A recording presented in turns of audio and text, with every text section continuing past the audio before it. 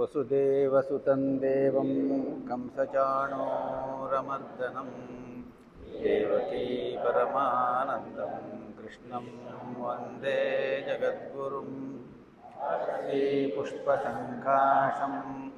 ಆರನೂಪುರಶೋಭಿತಂ ರತ್ನಕಂಕಣಕೇಯೂರಂ ಕೃಷ್ಣಂ ವಂದೇ ಜಗದ್ಗುರುಂ ಕುಟಿಲಾಲಕಸಂಯುಕ್ತಂ ಪೂರ್ಣಚಂದ್ರನಿಭಾನನಂ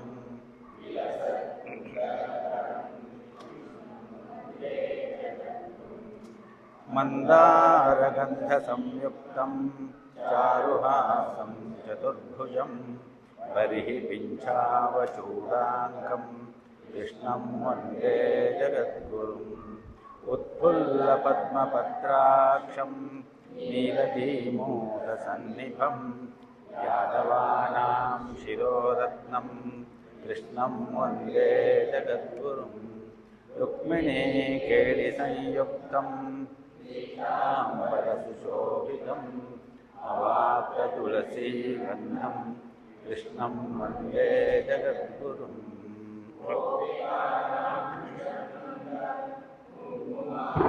ರಾಕ್ಷಸಂ ಶ್ರೀನಿಕೇತಂ ಶ್ವಾಸಂ ಕೃಷ್ಣಂ ವಂದೇ ಜಗದ್ಗುರುಂ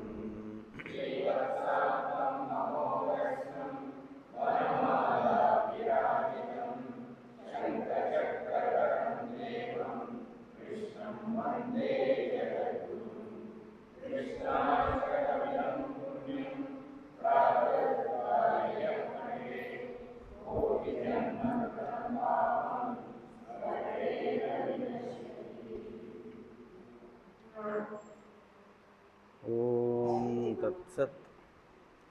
ನಮಸ್ಕಾರ ಎಲ್ಲರಿಗೂ. 25ನೇ ಶ್ಲೋಕ.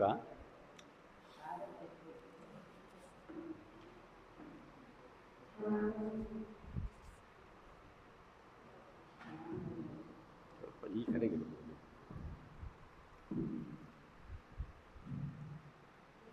ಕೇಳ್ತಾ ಇದೆಯಾ? ಇಲ್ಲ.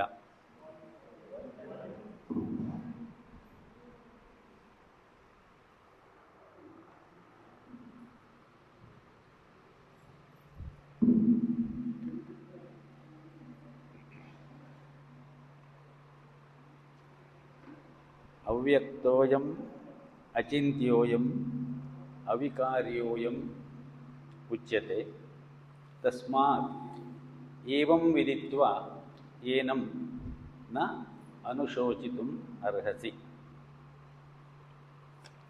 24 ಹೇಳ್ಕೊಂಡಿದ್ವಿ. ಈ ಶ್ಲೋಕ ಸ್ವಲ್ಪ ವಿವರಣೆ ಮಾಡಿಕೊಂಡು ಮುಂದಕ್ಕೆ ಹೋಗೋಣ. ಅಯಂ ಆತ್ಮ, ಈ ಆತ್ಮ ಅವ್ಯಕ್ತ, ಅಚಿಂತ್ಯ ಮತ್ತು ವಿಕಾರರಹಿತ. ಅರ್ಜುನ, ಈ ರೀತಿಯಾಗಿ ನೀನು ಮೇಲೆ ಹೇಳಿದ ಪ್ರಕಾರ ಆತ್ಮವನ್ನು ತಿಳಿದುಕೊಂಡು ಶೋಕಿಸ್ತಾ ಕೂರಬೇಡ. ನೀನು ಯಾರನ್ನು ಕೊಲ್ಲುವುದೂ ಇಲ್ಲ, ಯಾರಿಂದ ಕೊಲ್ಲಲ್ಪಡುವುದೂ ಇಲ್ಲ. ಆದ್ದರಿಂದ ಯುದ್ಧ ಮಾಡು ಅನ್ನುವುದಕ್ಕಾಗಿ ಈ ಆತ್ಮವನ್ನು ಈ ರೀತಿಯಾಗಿ ಹೇಳ್ತಾ ಇದ್ದಾನೆ. ಅವ್ಯಕ್ತ ಅಚಿಂತ್ಯ ಏನದು? ಅವ್ಯಕ್ತ ಅಂದರೆ, ವ್ಯಕ್ತ ಅಂದರೆ ಕಾಣ್ತಾ ಇರುವುದು, ದೃಶ್ಯ. ಅವ್ಯಕ್ತ ಅಂದರೆ ಕಾಣದೇ ಇರುವುದು. ಅಚಿಂತ್ಯ ಚಿಂತನೆ, ಚಿಂತನೆಗೆ ನಿಲುಕದವನು, ಕಣ್ಣಿಗೆ ಕಾಣದವನು, ಚಿಂತನೆಗೆ ಮನಸ್ಸಿಗೆ ನಿಲುಕದವನು. ಆತ್ಮ ದೇಹದಲ್ಲಿ ಇದೆ. ದೇಹ ಕಾಣುತ್ತೆ, ಆತ್ಮ ಕಾಣೋದಿಲ್ಲ. ಆದ್ದರಿಂದ ಅದು ಅವ್ಯಕ್ತ. ಆತ್ಮ ಕಾಣೋದಿಲ್ಲ, ಆದರೆ ದೇಹ ಇಲ್ಲದೆ ಹೋದರೆ ಆತ್ಮ ಇರಲಿಕ್ಕೆ ಸಾಧ್ಯವಾ? ಹೋದವಾರ ನಾನು ಹೇಳಿದೆ, ಆತ್ಮಹತ್ಯೆ ಎನ್ನುವಾಗ ಆತ್ಮಕ್ಕೆ ಹತ್ಯೆಯೋ ದೇಹಕ್ಕೆ ಹತ್ಯೆಯೋ ಅಂತ. ನನಗೆ ಯಾರು ಅಂತ ಗೊತ್ತಾಗಲಿಲ್ಲ. ಇವತ್ತು ಬಂದಿದ್ದಾರೆ ಮೇಡಮ್ ಅವರು ಕೇಳಿದ್ರು ಪ್ರಶ್ನೆ ಅದನ್ನು. ಸೊ ದೇಹ ಅಂತ ಹೇಳುವುದು ಏನು?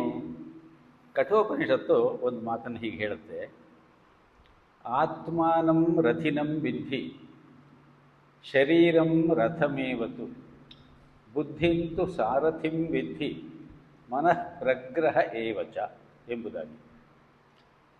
ಆತ್ಮ ರಥಿ, ದೇಹ ರಥ. ಆತ್ಮಾನಂ ರಥಿನಂ ವಿದ್ಧಿ ಶರೀರಂ ರಥಮೇವತು. ಈ ಶರೀರವೆನ್ನುವ ರಥದಲ್ಲಿ ಕುಳಿತಿರುವವನು ಆತ್ಮ. ಬುದ್ಧಿಂತು ಸಾರಥಿಂ ವಿದ್ಧಿ. ರಥ ಅಂದಮೇಲೆ ಒಬ್ಬ ಸಾರಥಿ ಬೇಕು, ಬುದ್ಧಿಯೇ ಸಾರಥಿ. ಕುದುರೆಗಳನ್ನು ಕಟ್ಟಿರ್ತಾರೆ, ಆ ಕುದುರೆಗಳನ್ನು ಕಂಟ್ರೋಲ್ ಮಾಡುವ ಹಗ್ಗ ಸಾರಥಿಯ ಕೈಲಿರಬೇಕು. ಆ ಹಗ್ಗ ಯಾವುದೋ ಮನಃ ಪ್ರಗ್ರಹ ಏವಚ. ಇಂದ್ರಿಯಾಣಿ ಹಯಾನಾಹು, ಇಂದ್ರಿಯಗಳೇ ಕುದುರೆಗಳು. ವಿಷಯಾಂಸ್ತೇಷು ಗೋಚರ, ಇಂದ್ರಿಯಗಳು ಹೋಗುವುದು ಎಲ್ಲಿಗೆ ಅಂತ ಕೇಳಿದ್ರೆ ಕುದುರೆಗಳು ಹೋಗಬೇಕಾದದ್ದು ಅವರಿಗೆ ಆ ಕುದುರೆಗಳಿಗೆ ಕಾಣುವುದು ಹೊರಗಡೆ ಇರುವಂತಹ ವಿಷಯಗಳು. ಯಾವಾಗಲೂ ಇಂದ್ರಿಯಗಳ ದೃಷ್ಟಿ ಆ ವಿಷಯಗಳ ಮೇಲೆ ಇರ್ತದೆ. ಆತ್ಮೇಂದ್ರಿಯ ಮನೋಯುಕ್ತಂ ಭೋಕ್ತೇತ್ಯಾಹು ಮನೀಷಿಣಃ. ಆತ್ಮ, ಇಂದ್ರಿಯ, ಮನಸ್ಸು, ಬುದ್ಧಿ ಇವೆಲ್ಲವನ್ನೂ ಸರಿಯಾದ ರೀತಿಯಲ್ಲಿ ಯುಕ್ತಂ ಸೇರಿಸಿಕೊಂಡಿರುವ ಆ ಒಂದು ಸ್ಥಿತಿ ಇದೆಯಲ್ಲ, ಅವನನ್ನು ಮನೀಷಿಗಳು ಭೋಕ್ತ ಅಂತ ಹೇಳ್ತಾರೆ. ಅಂದರೆ ಜೀವಾತ್ಮ. ಈಗ ದೇಹ ಇದೆ, ರಥ. ದೇಹದಲ್ಲಿ, ರಥದಲ್ಲಿ ಆತ್ಮ ಕುಳಿತಿದ್ದಾನೆ. ಹಾಗಾಗಿ ದೇಹ ಸರಿಯಾಗಿ ಕೆಲಸ ಮಾಡದೆ ಹೋದರೆ ಆ ಆತ್ಮ ಮುಂದಕ್ಕೆ ಎಲ್ಲಿಗೆ ಹೋಗಲಿಕ್ಕೆ ಸಾಧ್ಯ ಉಂಟು? ಆತ್ಮ ದರ್ಶನ ಹೇಗೆ ಸಾಧ್ಯ?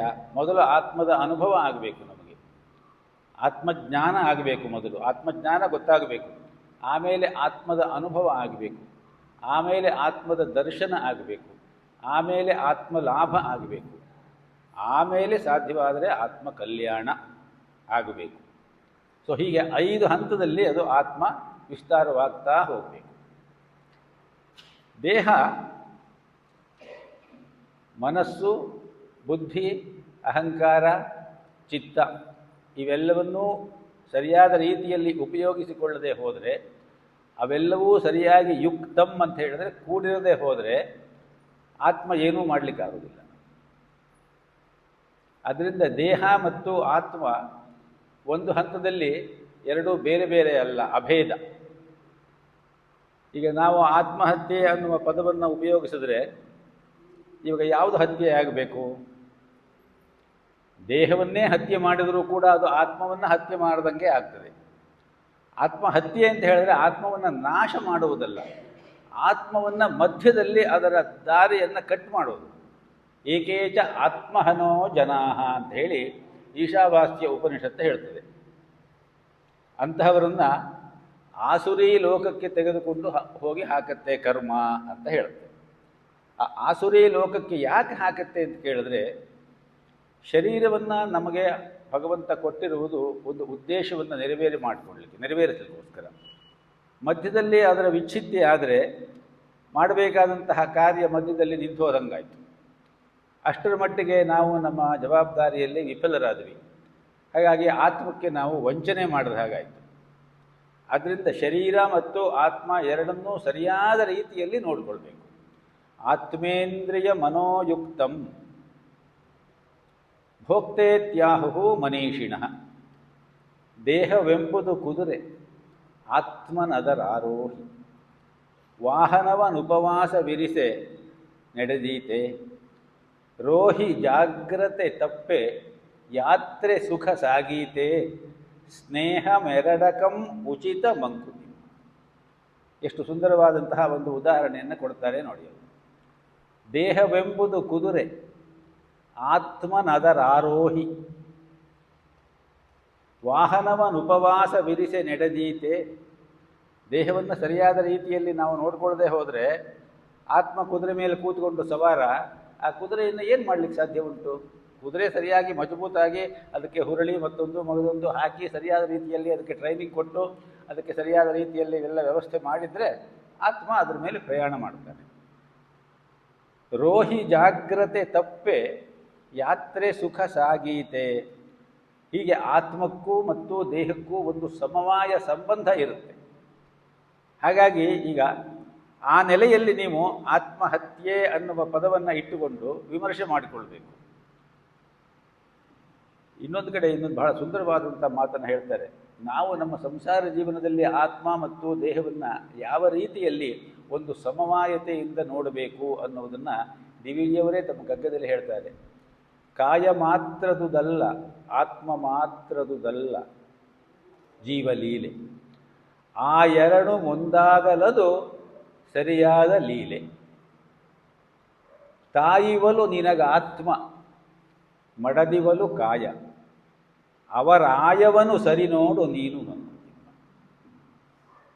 ಕೇವಲ ಶರೀರದಿಂದ ಜೀವಲೀಲೆ ನಡೆಯೋಲ್ಲ, ಕೇವಲ ಆತ್ಮದಿಂದ ಏನೂ ಆಗೋಕ್ಕೆ ಸಾಧ್ಯ ಇಲ್ಲ. ಶರೀರ ಸಾಧನವಾಗಿ ಬೇಕೇ ಬೇಕು. ಕಾಯ ಮಾತ್ರದುದಲ್ಲ, ಆತ್ಮ ಮಾತ್ರದುದಲ್ಲ, ಆ ಎರಡು ಮುಂದಾಗಲದು ಜೀವಲೀಲೆ. ಆ ಎರಡೂ ಕೂಡ ಒಂದಾಗಬೇಕು. ಒಂದಾದಾಗ ಜೀವಾತ್ಮ ಅನ್ನುವಾಗ ಆತ್ಮ ಮತ್ತು ದೇಹ ಬೇರೆ ಬೇರೆ ಆಗುವುದಿಲ್ಲ, ಎರಡೂ ಒಂದಾಗ್ತದೆ. ಆ ಎರಡೂ ಒಂದಾಗಲದು ಜೀವಲೀಲೆ. ಹಾಗಾದರೆ ಅದನ್ನು ಹೇಗೆ ನಾವು ಸಂಸಾರ ಜೀವನದಲ್ಲಿ ಸರಿಯಾದ ರೀತಿಯಲ್ಲಿ ಅದನ್ನು ನಾವು ಅಪ್ಲಿಕೇಶನ್ ಮಾಡಿಕೊಳ್ಳೋದು ಅಂತ ಹೇಳಿದ್ರೆ, ತಾಯವಲು ನಿನಗ ಆತ್ಮ. ಆತ್ಮ ಅಂತ ಹೇಳೋದು ತಾಯಿ ಇದ್ದಂತೆ, ಶರೀರ ಅಂತ ಹೇಳುವುದು ಮಡದಿ ಇದ್ದಂತೆ. ಉದಾಹರಣೆ ನಮ್ಮೆಲ್ಲರಿಗೂ ಇರುವಂಥದ್ದೆಯ. ಒಂದು ಮನೆಯಲ್ಲಿ ಸಂಸಾರಸ್ಥನಾಗಿ ಯಜಮಾನನಾಗಿ ಪತ್ನಿಯೂ ಇರ್ತಾಳೆ, ತಾಯಿಯೂ ಇರ್ತಾಳೆ. ಯಾರನ್ನು ಹೆಚ್ಚಿನ ಒಂದು ಇದರಿಂದ ನೀವು ಗಮನಿಸಬೇಕಾಗತ್ತೆ?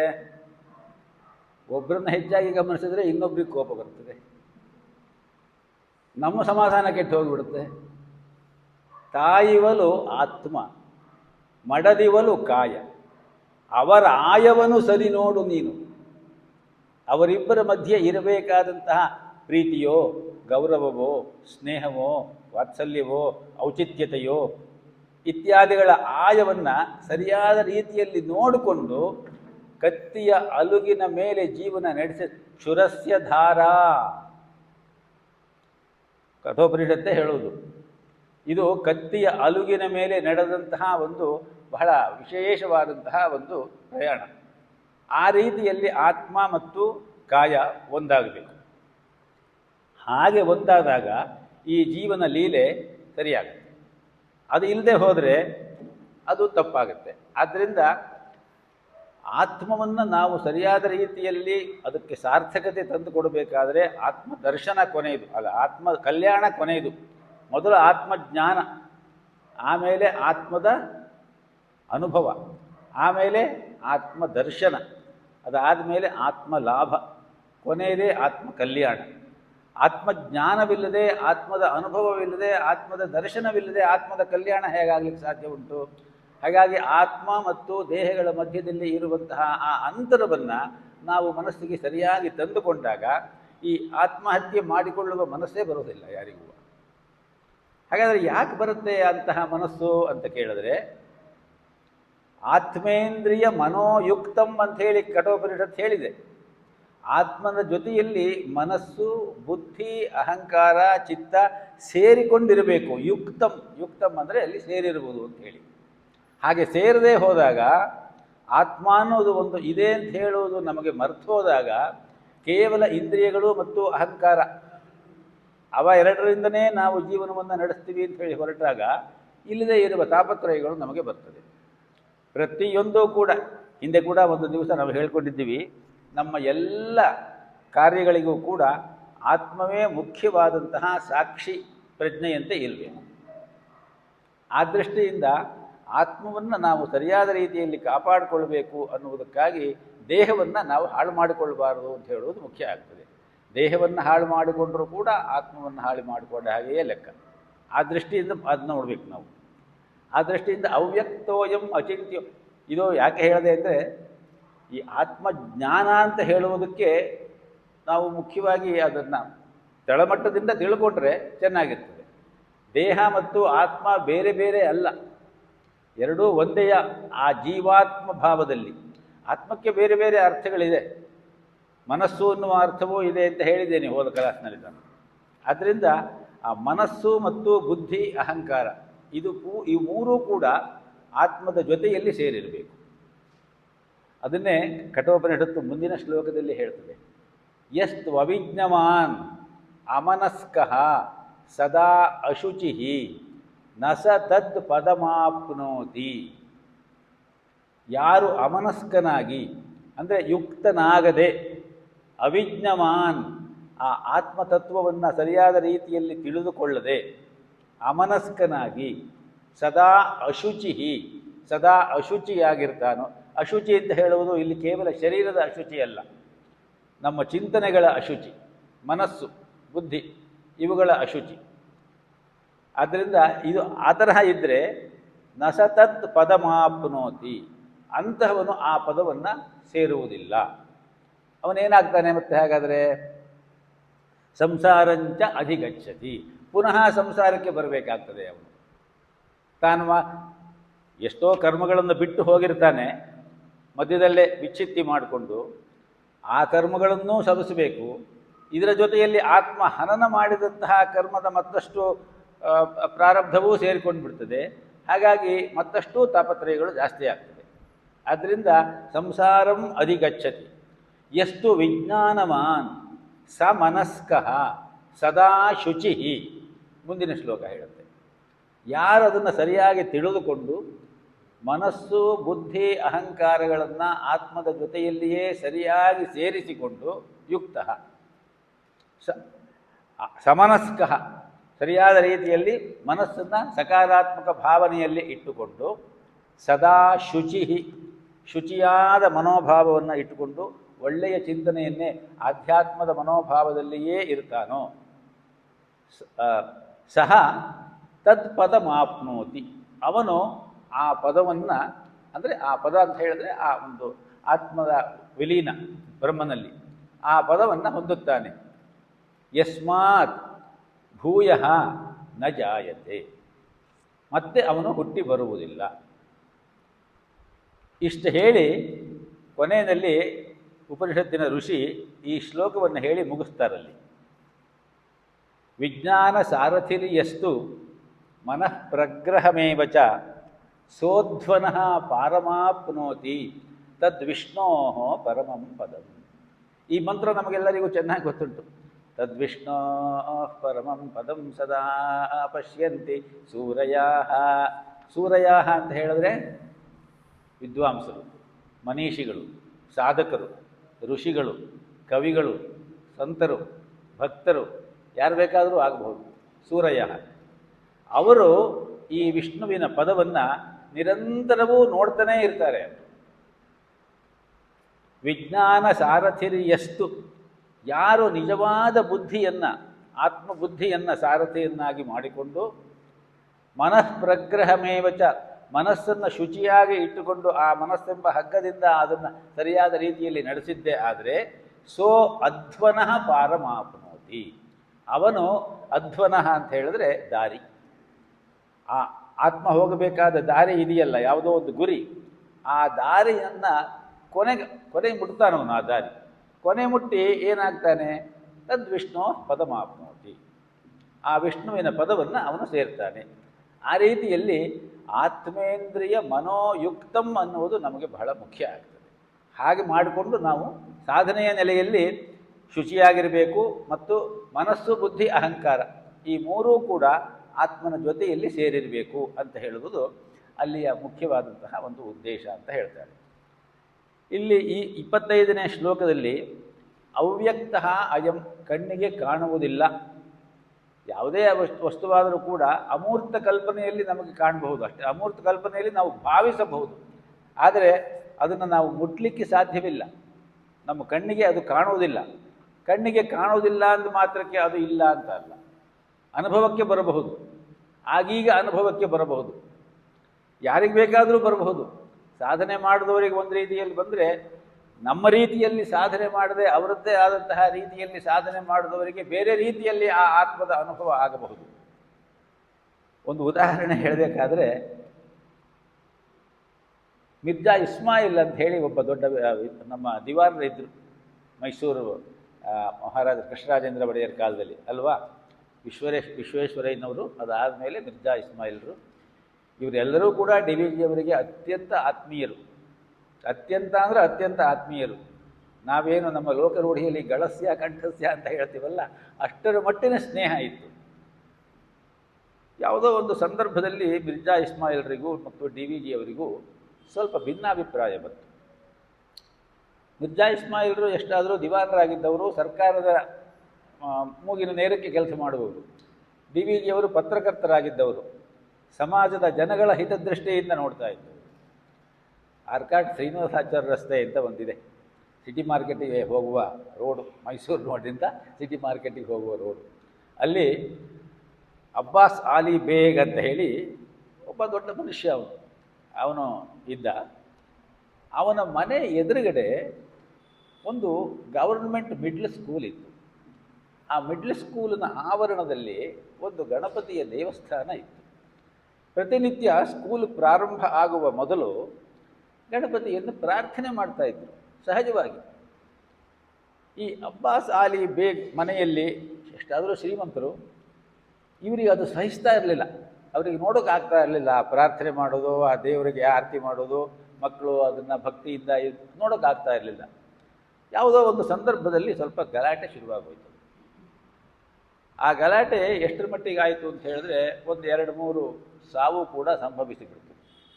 ಆ ಸಮಯದಲ್ಲಿ ದಿವಾನರಾಗಿದ್ದವರು ಮಿರ್ಜಾ ಇಸ್ಮಾಯಿಲ್ರು. ಅವರು ಎಷ್ಟಾದರೂ ಪಕ್ಷಪಾತ ಸ್ವಲ್ಪ ಮಾಡಿದ್ರು. ಇದೆಲ್ಲ ಡಿ ವಿ ಜಿಯವರ ಜ್ಞಾಪಕ ಚಿತ್ರಶಾಲೆಯಲ್ಲಿ ರಿಜಿಸ್ಟರ್ ಆಗಿದೆ, ದಾಖಲಾಗಿದೆ.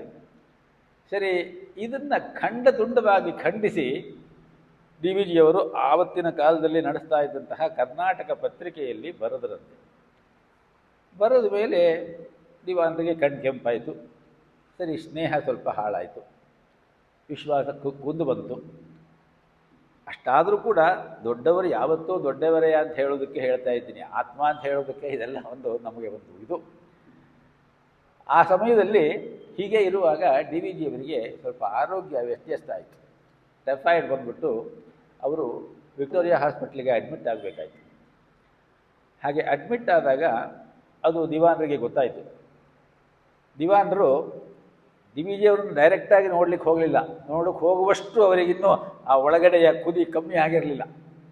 ಆದರೆ ಡಿ ವಿ ಜಿಯಂತಹ ವ್ಯಕ್ತಿಯ ಆರೋಗ್ಯ ಕೆಡಬಾರದು ಅನ್ನುವಷ್ಟರ ಮಟ್ಟಿನ ಆ ಪ್ರಜ್ಞಾ ಮನೋಭಾವ ಇತ್ತು ಅವರಿಗೆ. ಅದು ಆತ್ಮ. ಅವರು ತಮ್ಮ ಕುದುರೆಯನ್ನು ಏರಿಕೊಂಡು ಪ್ರತಿನಿತ್ಯ ವಿಕ್ಟೋರಿಯಾ ಹಾಸ್ಪಿಟಲ್ ಹತ್ರಕ್ಕೆ ಬರೋದಂತೆ. ಬಂದುಬಿಟ್ಟು ಯಾವ ವಾರ್ಡಿನಲ್ಲಿ ಡಿ ವಿ ಜಿಯವರು ಮಲಗಿದ್ರೋ ಆ ವಾರ್ಡಿನ ಪಕ್ಕದಲ್ಲಿ ಇರುವಂತಹ ಆ ಕಿಟಕಿಯಲ್ಲಿ ನಿಂತುಕೊಂಡು ಡಿ ವಿ ಜಿಯವರನ್ನು ನೋಡೋದಂತೆ. ಒಂದು 5 ನಿಮಿಷ 10 ನಿಮಿಷ ಅಲ್ಲಿ ನಿಂತ್ಕೊಂಡು ನೋಡಿಬಿಟ್ಟು ಸಂಬಂಧಪಟ್ಟವ್ರನ್ನೆಲ್ಲ ಕರೆದುಬಿಟ್ಟು ಅವರಿಗೆ ಯಾವ ಟ್ರೀಟ್ಮೆಂಟಿಗೂ ಕೊರತೆ ಆಗಬಾರ್ದು, ಅವ್ರನ್ನ ಚೆನ್ನಾಗಿ ನೋಡ್ಕೊಳ್ಬೇಕು ಅಂತ ಹೇಳಿ ಆಮೇಲೆ ಅವರು ಹುಷಾರಾದರು ಡಿ ವಿ ಜಿಯವರು. ಇದು ಕಾಲಾಂತರದಲ್ಲಿ ಡಿ ವಿ ಜಿಯವರಿಗೆ ಗೊತ್ತಾಯಿತು ದಿವಾನರು ಯಾವ ತರಹ ನಡ್ಕೊಂಡ್ರು ಅಂತ ಹೇಳೋದು. ಡಿ ವಿ ಜಿಯವರಿಗೂ ಸ್ವಲ್ಪ ಈಗೋ ಇದ್ದೇ ಇರುತ್ತಲ್ಲ ಎಷ್ಟಾದರೂ ಕೂಡ, ನಾನು ಮೊದಲು ಹೋಗಬಾರ್ದು ಅಂತ ಹೇಳಿಬಿಟ್ಟು. ಸರಿ, ಹೀಗೆ ನಡೀತಾ ಇತ್ತು. ಒಳಗೊಳಗೆ ಅವರವರಲ್ಲಿ ಸ್ನೇಹ ವಿಶ್ವಾಸ ಮತ್ತಷ್ಟು ಬಲವಾಗಿತ್ತು. ಹೀಗಿರುವಾಗ ಮಿರ್ಜಾ ಇಸ್ಮಾಯಿಲ್ರು ಒಮ್ಮೆ ರಾಜಸ್ಥಾನಕ್ಕೆ ಹೋಗಿದ್ರಂತೆ. ರಾಜಸ್ಥಾನದಲ್ಲಿ ಈ ಕೆತ್ತನೆಯ ಕೆಲಸದ ಮೂರ್ತಿಗಳನ್ನು, ಅಮೃತಶಿಲೆಯ ಮೂರ್ತಿಗಳನ್ನೆಲ್ಲ ತುಂಬ ಚೆನ್ನಾಗಿ ಮಾಡ್ತಾರೆ. ಅಮೃತಶಿಲೆ ಬಹಳ ವಿಶೇಷ ಅಲ್ಲಿ. ಒಂದು ಗಣಪತಿಯ ಸುಂದರವಾದ ವಿಗ್ರಹವನ್ನು ಅಲ್ಲಿ ಯಾರೋ ಮಿರ್ಜಾ ಇಸ್ಮಾಯಿಲ್ರಿಗೆ ಕೊಟ್ಬಿಟ್ರಂತೆ. ಪಾಪ ಅವರು ಏನು ಮಾಡ್ತಾರೆ ಅದನ್ನು ಇಟ್ಕೊಂಡು, ಸರಿ ಮನೆಗೆ ತಂದು ಇಟ್ಕೊಂಡ್ರು.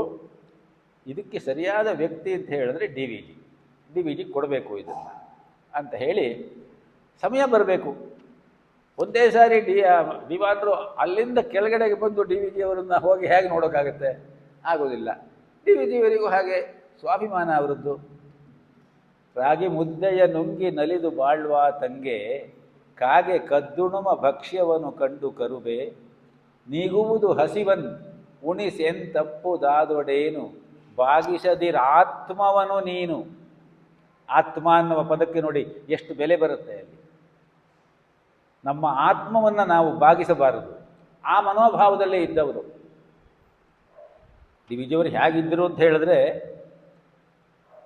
ಅವರೇ ಒಂದು ಕಡೆ ಬರೀತಾರೆ, ಡಯೋಜನಸ್ ಅಂತ ಹೇಳಿಬಿಟ್ಟು ಗ್ರೀಸ್ ದೇಶದ ಒಬ್ಬ ದೊಡ್ಡ ತಾತ್ವಿಕ, ಅಲೆಕ್ಸಾಂಡರ್ ಕಾಲದಲ್ಲೇ ಇದ್ದವನು. ಅವನು ಅಲೆಕ್ಸಾಂಡರ್ಗೇನು ಸೊಪ್ಪು ಹಾಕ್ತಾ ಇರಲಿಲ್ಲ, ಅವನ ಪಾಡಿಗೆ ಅವನಿದ್ದ.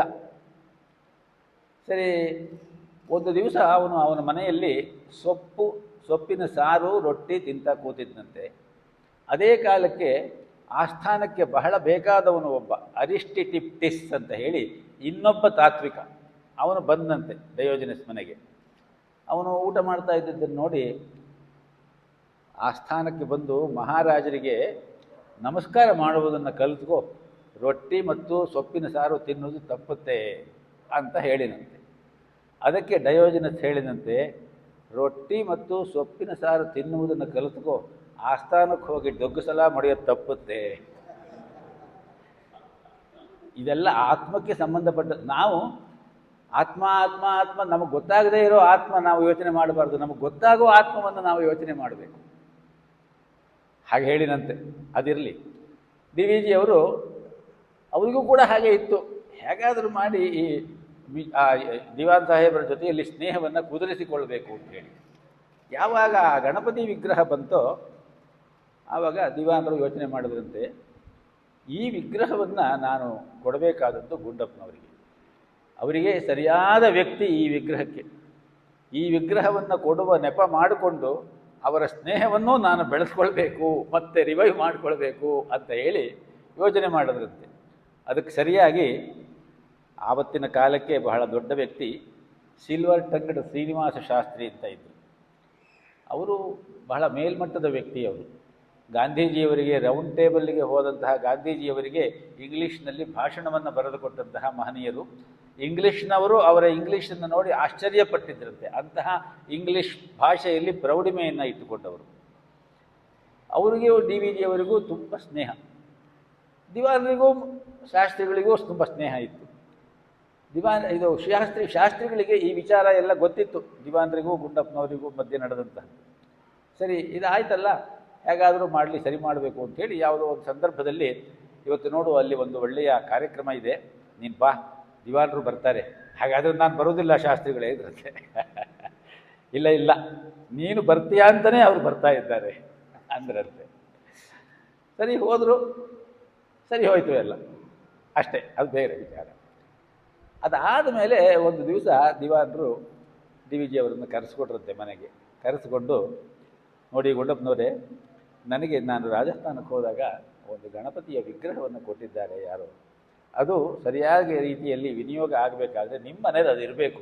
ಆವಾಗ ಅದು ಕೊಟ್ಟಿದ್ದು ಸಾರ್ಥಕವಾಗ್ತದೆ, ನನಗೂ ಕೂಡ ಯಾರಿಗೆ ಕೊಟ್ಟೆ ಅಂತ ಹೇಳುವ ಆ ಮನೋಭಾವದಲ್ಲೂ ನನ್ನ ಸಾರ್ಥಕತೆಯೂ ಬರ್ತದೆ ಅಂತೇಳಿ ಅವರಿಗೆ ಕೊಟ್ಟರಂತೆ. ಹಾಗೆ ತಂದಂತಹ ಗಣಪತಿಯನ್ನು ಇಟ್ಕೊಳ್ಲಿಕ್ಕೆ ಒಂದು ಮಂಟಪವನ್ನು ಮಾಡಬೇಕು ಅಂತ ಡಿ ವಿ ಜಿ ಅವರು ಪ್ರಯತ್ನಪಟ್ಟರು. ಒಳ್ಳೆ ಗಂಧದ ಕೆತ್ತನೆಯ ಒಂದು ಮಂಟಪ ಆದರೆ ಚೆನ್ನಾಗಿರುತ್ತೆ ಅಂಥೇಳಿ ಸಾಗರದಲ್ಲಿ ಗಂಧದ ಕೆತ್ತನೆಯ ಇದನ್ನೆಲ್ಲ ಮಾಡ್ತಾರೆ. ಎಲ್ಲೆಲ್ಲೋ ವಿಚಾರ ಮಾಡಿದ್ರಂತೆ. ಆಮೇಲೆ ಇಲ್ಲೇ ಬೆಂಗಳೂರಿನಲ್ಲೇ ಒಬ್ಬ ವ್ಯಕ್ತಿ ಅದನ್ನು ತುಂಬ ಚೆನ್ನಾಗಿ ಮಾಡಿಕೊಡ್ತಾನೆ ಅಂಥೇಳಿ ಯಾರೋ ಪರಿಚಯ ಮಾಡಿಸಿರಂತೆ. ಅವನು ಸಿಕ್ಕ. ಅವನ ಹತ್ರ, ನೋಡಪ್ಪ, ಅದನ್ನು ತೋರಿಸ್ಬಿಟ್ಟು, ಇಷ್ಟು ಈ ವಿಗ್ರಹ ಹೀಗಿದೆ, ಇದಕ್ಕೆ ಸರಿಯಾದ ರೀತಿಯಲ್ಲಿ ಇಡಲಿಕ್ಕೆ ಒಂದು ಮಂಟಪ ಮಾಡಿಕೊಡ್ಬೇಕು, ಎಷ್ಟು ದಿವಸ ಆಗುತ್ತೆ? ಸರಿಯಾಗಿ ಮಾಡಿಕೊಡ್ಬೇಕು ಅಂತ ಹೇಳ್ತಾ ಇದ್ದೀರಿ, ಆಗ್ಬೋದು 2 ತಿಂಗಳು 3 ತಿಂಗಳು ಆಗ್ಬೋದು, 4 ತಿಂಗಳು ಆಗ್ಬೋದು, 5 ತಿಂಗಳು ಆಗ್ಬೋದು ಅಂದ್ರಂತೆ. ಸರಿಯಪ್ಪ, ಮಾಡಿಕೊಡ್ತೀನಿ ಅಂತ ಹೋದವನು 6 ತಿಂಗಳಾಯಿತು, 8 ತಿಂಗಳಾಯಿತು, ಬರಲಿಲ್ಲವಂತೆ. ಇದೇನಿದು, ಒಂದು 8 ತಿಂಗಳು ಬೇಕೇ ಒಂದು ಸಣ್ಣ ಮಂಟಪ ಮಾಡಲಿಕ್ಕೆ ಅಂತ ಹೇಳಿ ಒಂದು ಸಾರಿ ಅವರನ್ನು ಹೀಗೆ ಭೇಟಿಯಾದಾಗ ಕೇಳಿದ್ರಂತೆ, ಏನು ಇಷ್ಟು ದಿವಸ ಬೇಕೇ? ಒಂದು 4 ತಿಂಗಳಲ್ಲಿ ಮಾಡಿ ಮುಗಿಸ್ಬಹುದು, ಅಷ್ಟು ದಿವಸ ಬೇಕೇ? ಯಜಮಾನರೇ, 4 ತಿಂಗಳಲ್ಲೂ ಮುಗಿಸ್ಬೋದು, 2 ತಿಂಗಳಲ್ಲೂ ಮುಗಿಸ್ಬಹುದು. ಆದರೆ ನಿಮ್ಮಂಥವರಿಗೆ ಮಾಡಿಕೊಡುವಾಗ ಅಲ್ಲೊಬ್ಬ ಒಳಗಡೆ ಒಬ್ಬ ಕೂತ್ಕೊಂಡಿರ್ತಾನಲ್ಲ, ಅವನು ಕೇಳ್ತಾನೇ ಇರ್ತಾನೆ, ನನ್ನನ್ನು ಸರಿಯಾಗಿ ಮಾಡು ಅಂತ ಹೇಳ್ತಾ ಇರ್ತಾನೆ. ಅದಕ್ಕೋಸ್ಕರ ಅವನು ಹೇಗೆ ಹೇಳ್ತಾ ಇದ್ದಾನೋ ಹಾಗೆ ಮಾಡ್ತಾ ಇದ್ದೀನಿ, ಅದಕ್ಕೆ ಲೇಟ್ ಆಗ್ತಾ ಇದೆ.